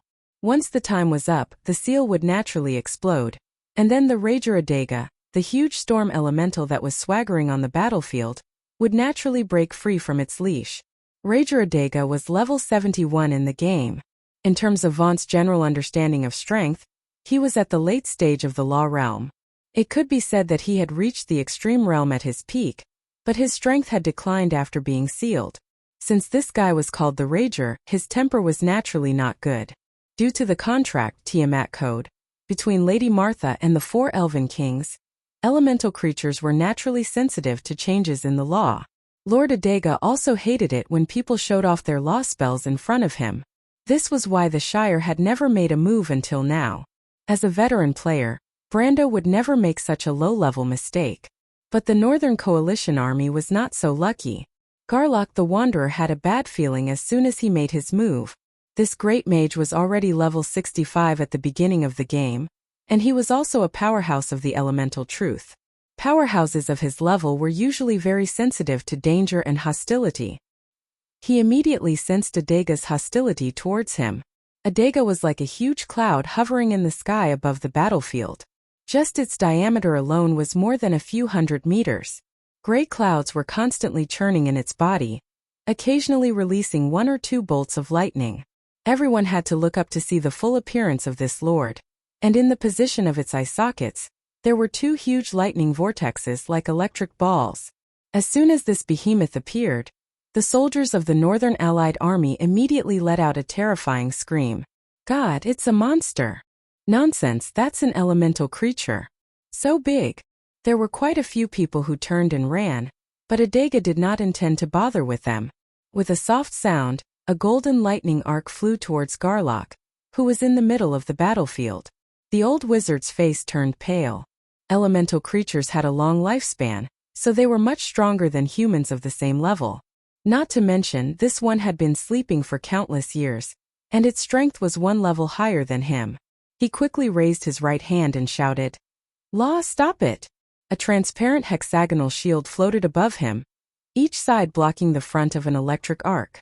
When the 2 sides collided, the electric arc immediately scattered into electric snakes that splattered in all directions. Adega didn't expect the human below to have some strength.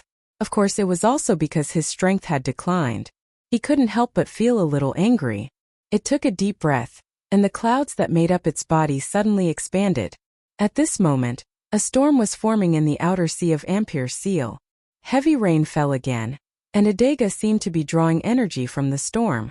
An arm made of dark clouds suddenly grew out of its body, and then with a whoosh, it crossed half the distance of the battlefield and slammed down on Garlock's head. Although this huge storm elemental was huge, it was not cumbersome. Due to its speed, the soldiers on the battlefield seemed to have just seen the change in the clouds in the sky. The next moment, a giant fist, nearly 20 to 30 meters wide, made of dark clouds and intertwined lightning, was right in front of their eyes. There was a loud bang. The lightning sparks seemed to converge at one point, but as if they had encountered some kind of obstruction, they spread out from this point, forming a spiderweb that threw back countless electric sparks. The scene was like a rushing current hitting a rock in the middle of a river and splitting it to both sides, except that the current was made up of golden red lines. The electric arc was thrown back, and behind Garlock was a dense phalanx of longbowmen. These ordinary human soldiers immediately suffered. The electric current washed over their position like a flood, and dozens of longbowmen were burned to charcoal before they could even scream. The luckiest one lost at least an arm. After the electric arc, the old wizard below was revealed. Garlock's face was pale, and his right hand was trembling slightly. He had to thank the amber sword for not requiring guidance for most of the protective spells. Otherwise, the power of this slap alone would have shaken him to the point of foaming at the mouth and paralyzing him. Elemental creatures were natural elementalists, but this did not mean that they were weak. In fact, unlike the weak races like the Iron Folk, most of the high-grade creatures were capable of both magic and martial arts. A powerful elemental lord like the Storm Elemental, after reaching the peak of the realm, would not be inferior to an elemental-activated warrior in physical strength. Adega's attack missed again, and the bad-tempered elemental master suddenly flew into a rage. Countless lightning bolts shot out from his body and landed on the battlefield, taking out his anger on the ordinary soldiers. It could be said that he was the most shameless boss in the history of Erewhon. A large number of casualties suddenly appeared on the battlefield. Count Vitokin almost blacked out when he saw this scene. At this time, Duke Cypher, who had been supervising the battle from the back, finally could not sit still. Although everything that had happened in the past 2 days since the appearance of the Ash Sword Saint was beyond his expectations, he finally felt that things were getting out of control. It seemed that Her Royal Highness was not so easy to catch. Although he cursed in his heart that Her Royal Highness had been killed by Adega's lightning, Duke Cypher still had to order his personal knight to take action. Before Adega had time to retract his palm, a dazzling golden flame suddenly burned out of thin air in the torrential rain. A long sword burning with raging flames slashed down with this flame, cutting right into Adega's hand. After all, elemental creatures were not incorporeal creatures like ghosts. Not to mention that in the Amber Sword, even incorporeal creatures would suffer half of the damage. The Storm Elemental had 25% physical damage immunity, but this sword still directly cut off its palm. To outsiders, the Storm Elemental was just a whirlwind, and even if its hand was cut off, it could still be reattached. But in fact, elemental creatures were also creatures, and any part of its body was the most direct reaction of energy. It could absorb the power of the storm, but it did not mean that it was the storm itself.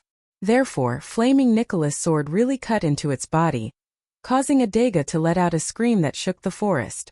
Adega was really furious this time. Don't forget that he was not only a supreme master at the peak of the law, but also a boss. Brando knew that even in the real world of Wond, most of the time, it still followed the settings of the Amber Sword. Unfortunately, Flaming Nicholas and Garlock did not understand this. Suddenly, a circle of golden arcs appeared around their bodies. Lightning Cage. This was the second stage. When Adega the Rager appeared, the battlefield was divided into two.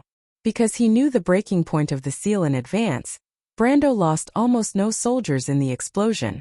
Except for a few guys who were blown away and injured by the explosion, there was the idiot Carglass among them. The Northern Coalition army suffered heavy losses.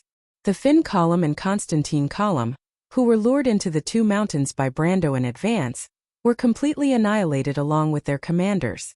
The heavy cavalry and heavy infantry of the Field Column were almost completely annihilated. Sir Field was lucky not to die, but he was captured by the sergeants of the Wongli Knight Academy who arrived later. 3 columns, nearly 12,000 people, were completely out of the battle. The Northern Coalition Army and Brando fought for half the morning, but their losses were not even half of this.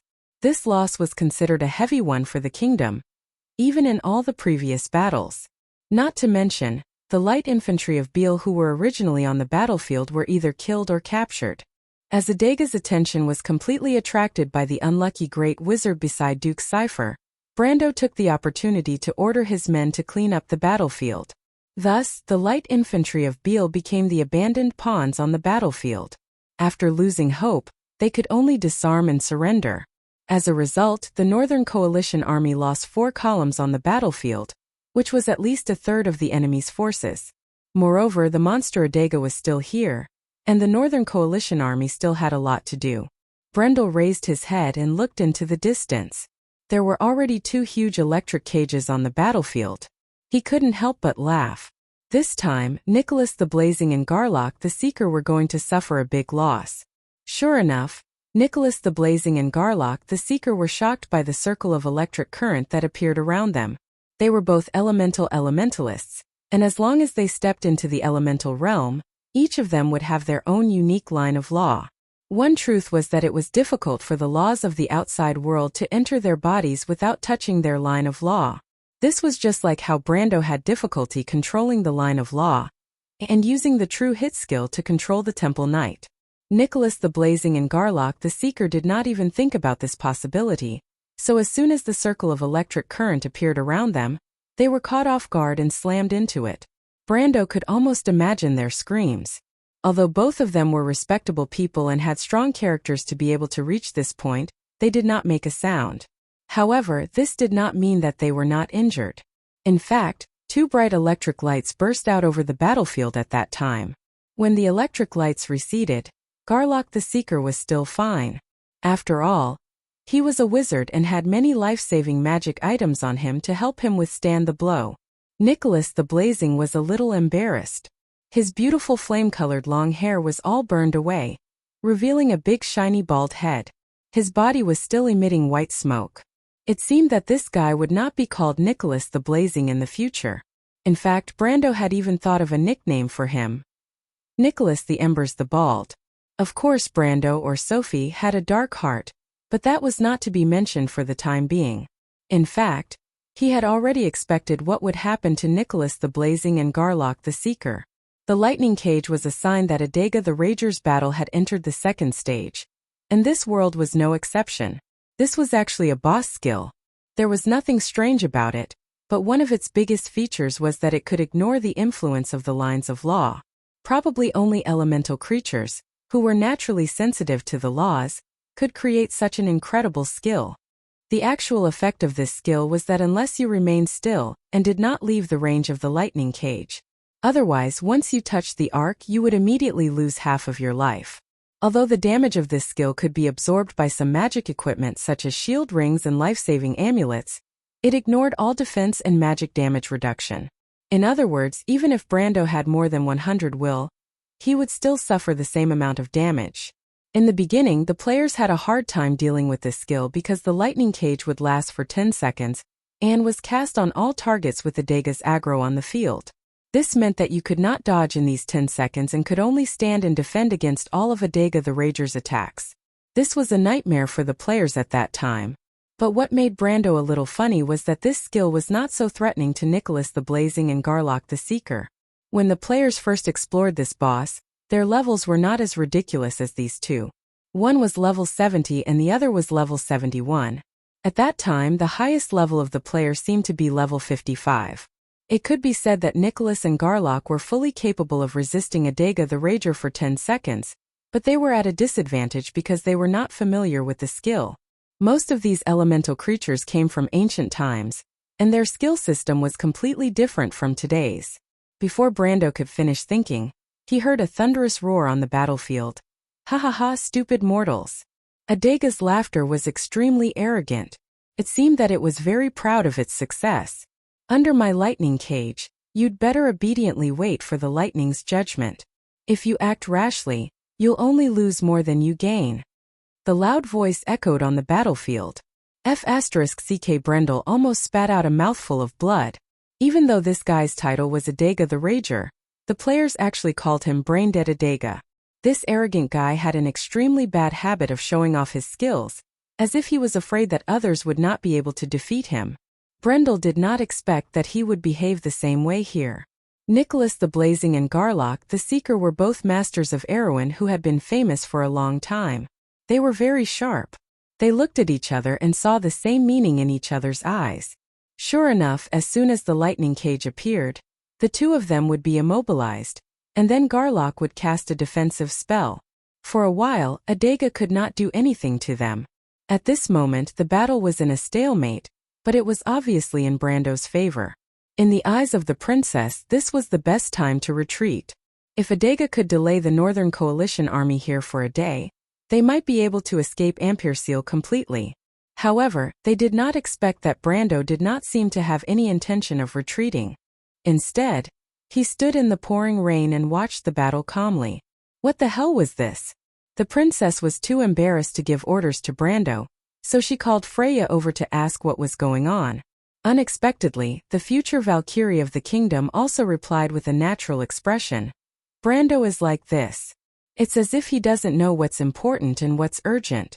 When he was escaping in Bucci, he was clearly about to die, but he still learned first aid from me. It's so infuriating. I'm not asking you about his character. The half-fairy princess sighed and said, Freya, why don't you ask Mr. Brando if we should retreat first? Freya finally understood and nodded her head seriously. She then led her warhorse over to inquire about the situation. Retreat? Brando was slightly stunned. At this time, the Mar Highlands Sanctum Ruins dungeon was already in battle mode. According to his experience in the game, players who chose to leave the dungeon area at this time would become Adega's main target. Although he did not know if the real world of Wonde had such a ridiculous setting, Brando did not intend to provoke this somewhat muddle-headed elemental master. No, we can't retreat now. Exactly the opposite. Let everyone rest for a while, we'll prepare for the next battle. Brando raised his head. Cruz's people had not yet appeared on the battlefield, and he did not think that the Holy Cathedral of Fire would give up so easily. Even if Cruz's people did not intervene in Erewhon's civil war, it was natural for them to help them deal with the wind elemental. The battle was only halfway through. To be continued.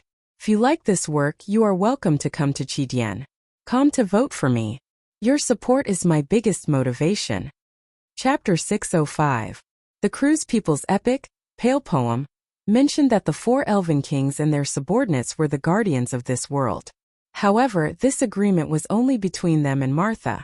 These elements were violent and furious, and humans rarely got along with them, just like now. After the lightning cage failed to work, Adega the Rager directly jumped into the 3rd stage. Brendel was shocked when he saw this.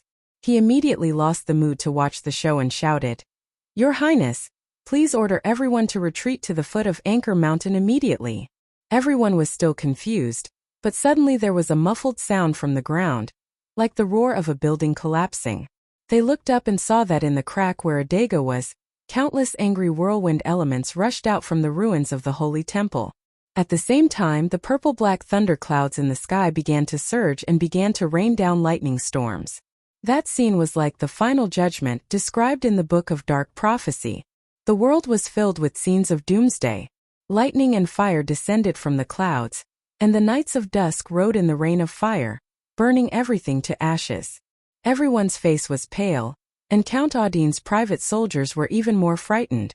Princess Graphine's face was also pale, but she calmed down and immediately ordered, Count Audine, the officers of the Royal Knight Academy, please retreat to the direction of Anchor Mountain immediately. Mr. Brando, please lead our Naga allies and retreat together. Brando looked back at the scene of heaven and earth collapsing. Among everyone present, he was probably the only one who did not feel afraid. Instead, he felt that the scene was so familiar. The desire of a player to explore and adventure burned in his blood. He turned his head again and added, Remember, do not leave the range of this valley. Princess Graphine looked at him and nodded seriously. In fact, there was no need for orders. The dragon riders of the Southern Legion in the sky had already begun to retreat.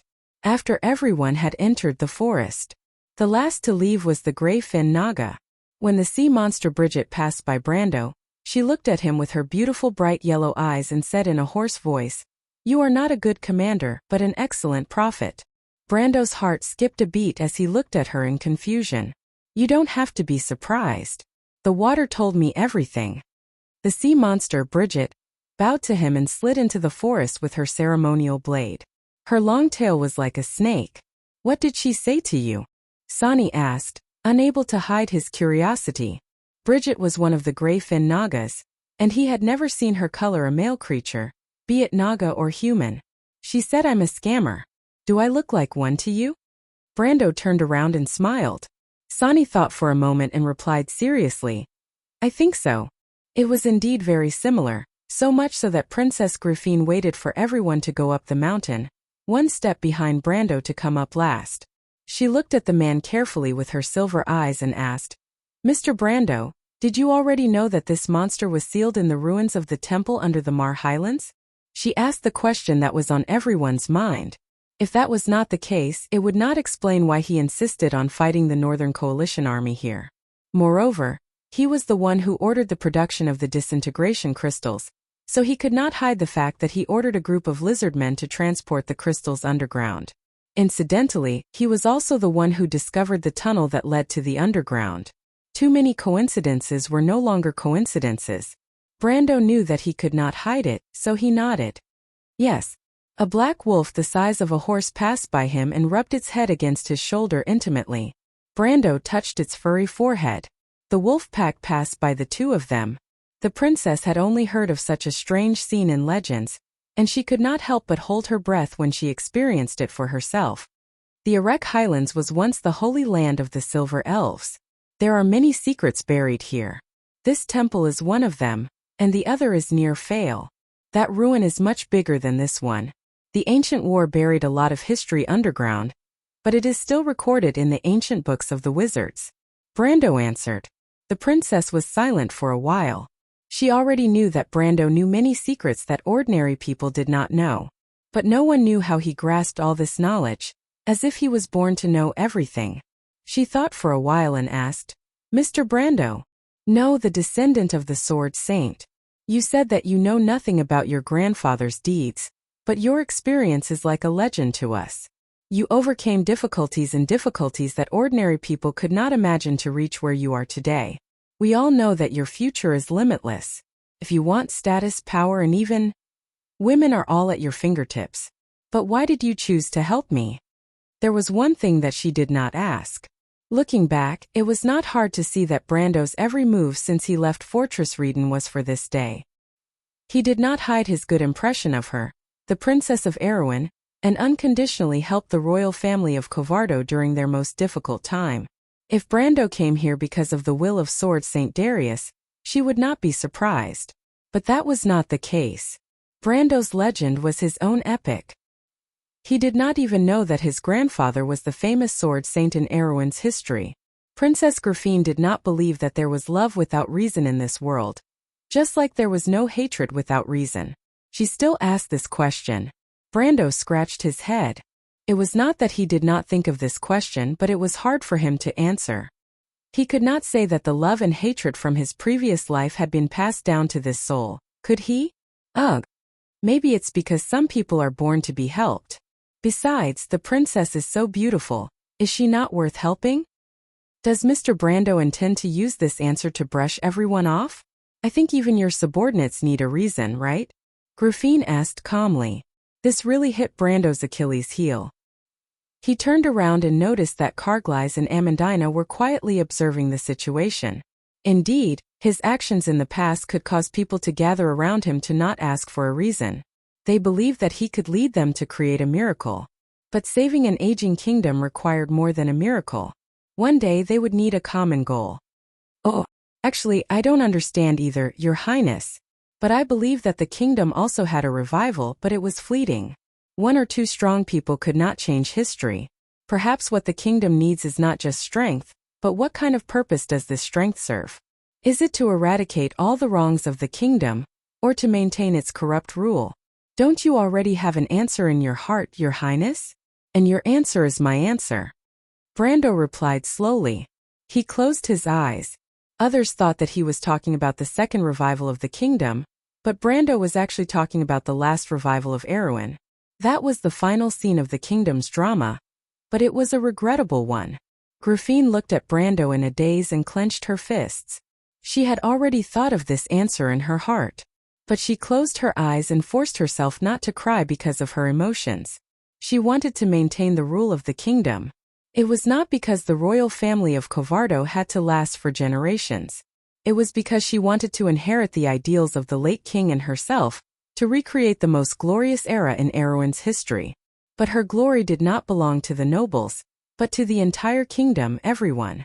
Even if the royal family of Covardo no longer maintained their rule, she would not let the glory of the Holy Church fade away.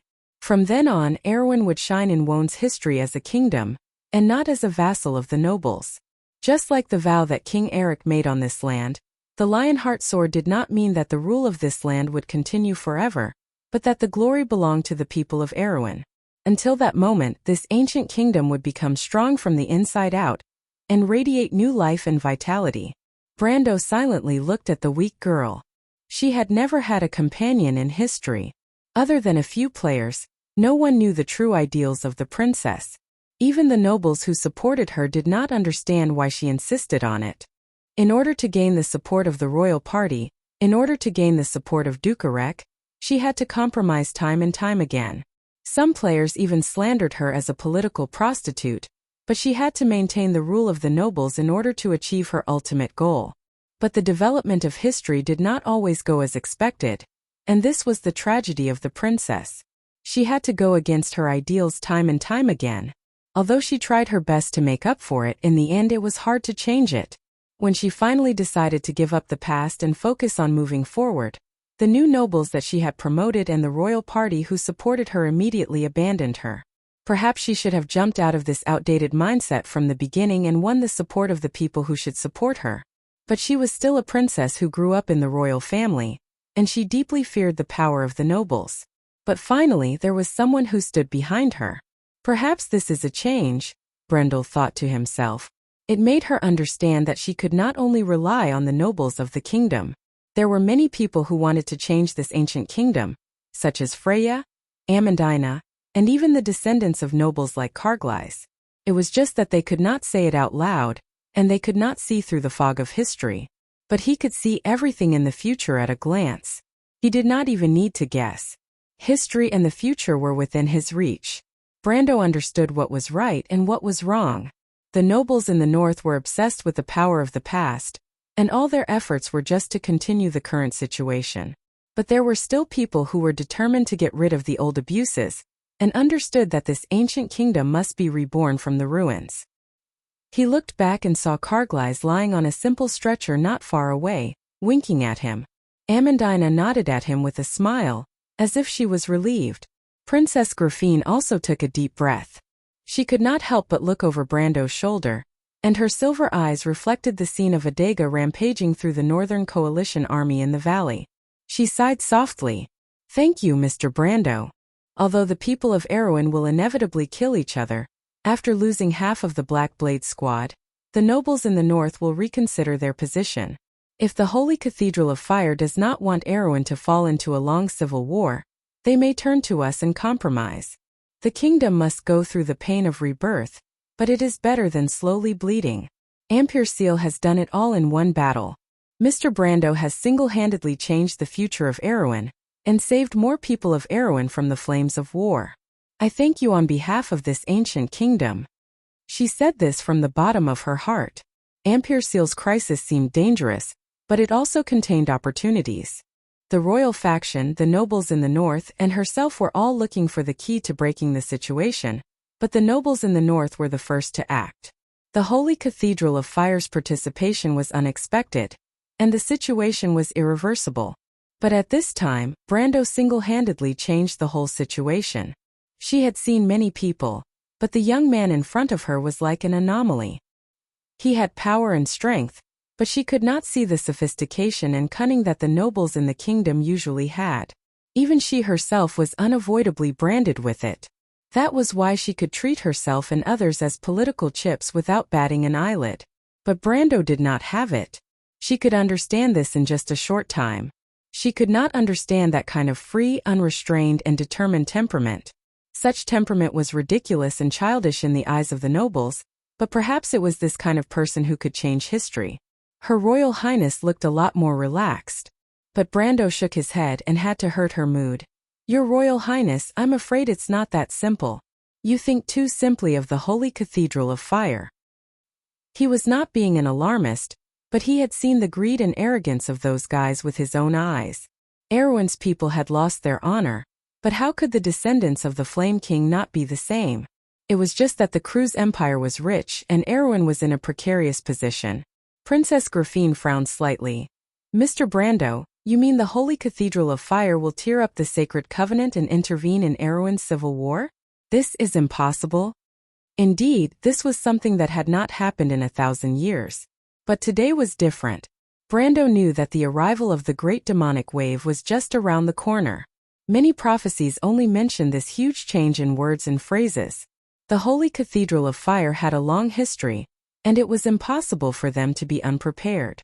In fact, the upcoming Holy War was just one of a series of chain reactions brought about by this change. The reason why the Holy Cathedral of Fire attached so much importance to this holy war was because of this. They would never compromise with a vassal state at this time, not to mention that the fragment of the flaming blade was still with him.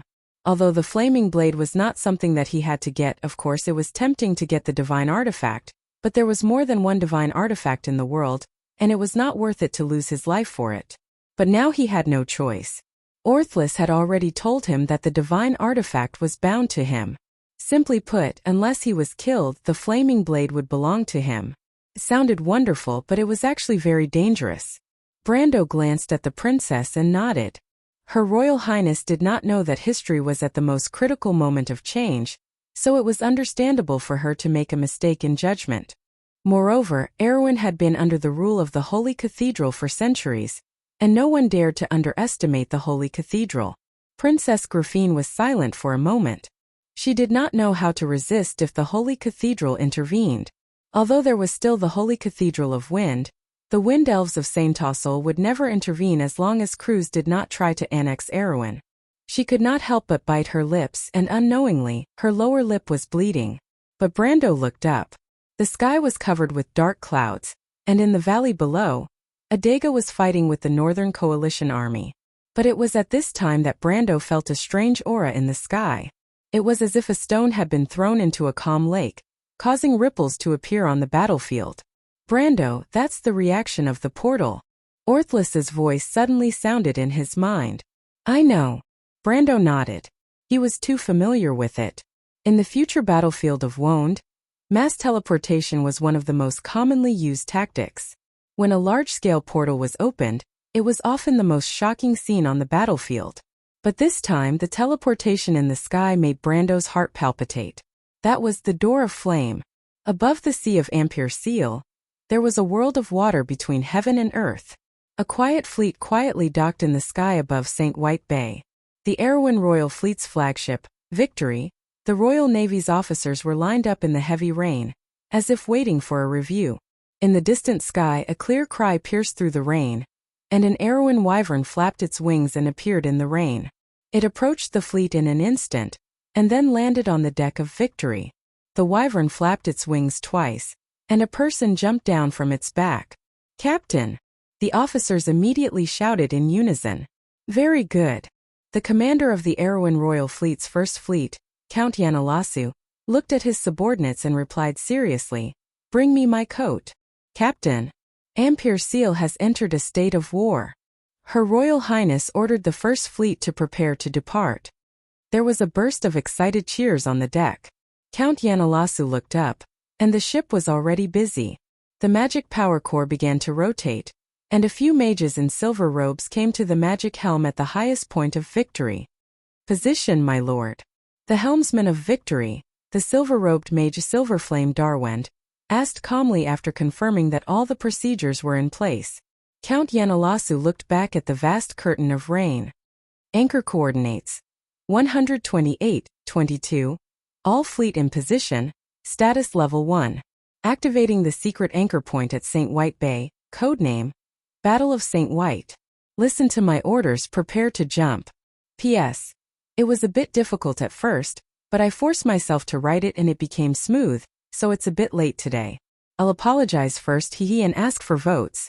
By the way, I drew a Roman image when I was bored. Let's see how to send it to the starting point later. Everyone can refer to it. If you like this work, you are welcome to vote for it at the starting point. Chidian. Calm. Your support is my greatest motivation.